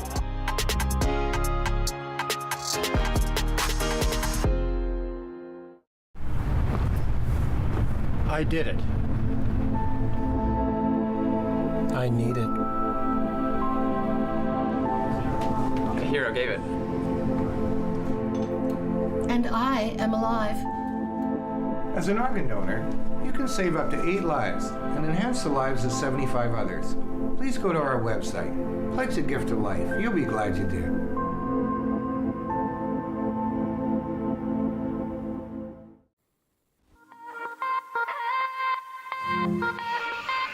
Did you know all the camera operators for tonight's game are volunteers? When Rogers TV volunteers learn all the skills needed to put on a show, including camera, audio, graphics, and more. If you're interested, visit rogerstv.com/volunteer to sign up. Back here at the Western Fair Sports Center, Nationals win 5-1 in a penalty-filled affair. 18 penalties between the two teams, as it was just as we said, it wasn't even a parade to the box. It was more of a conveyor belt moving to the box. Everybody just going in and constantly, but the Nationals managed to make the most of it, picking up only 2 power play goals while the Maroons won themselves. Big win, though, for the Nationals. Yeah, like you mentioned, I call it the just carousel of just continuous action going into the penalty box. But like you mentioned, the Nationals able to come into tonight's game knowing they need the 2 points to get sole possession of first place. They do that, and that's pretty much all thanks to Nolan Milne getting 3 goals on the night. And I'm pretty sure when we go to Taylor for 3 stars, he might get a star tonight. Wouldn't be too surprised. 2 more games on the week here for the Nationals. But before we get to that, we'll send it down to Taylor for our 3 stars. Good evening, Taylor. Good evening. It was a crazy game, and Nolan Milne for sure is our first star. But let's get to our 3rd star first. Carter Froggett making 27 saves on the night. Captain Riley Wood is our 2nd star with his 3-point performance. And coming in at our 1st star, Nolan Milne with his first career GOJHL hat-trick. It was an incredible game and definitely a huge effort on that offense. Our next broadcast is on November 29th as the Nats play host to St. Mary's. Be sure to tune in to our broadcast at 7 p.m. On behalf of Kyle, Jeremy, and I, thank you so much for watching.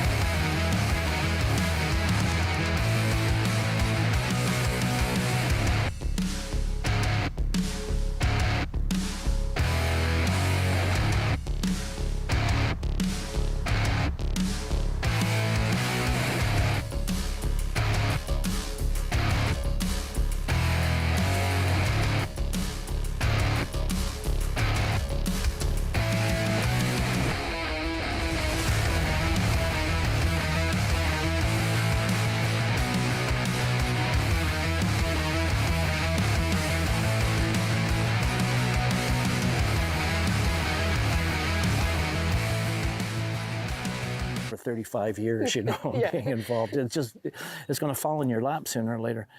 But it's a wonderful thing to work at because there's always something new, and you're learning something new all the time, you know. And I think that's part of the satisfaction we get. It's like exploring new things.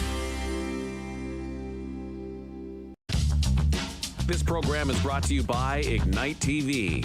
Now you're in command. Visit Rogers.com for more details.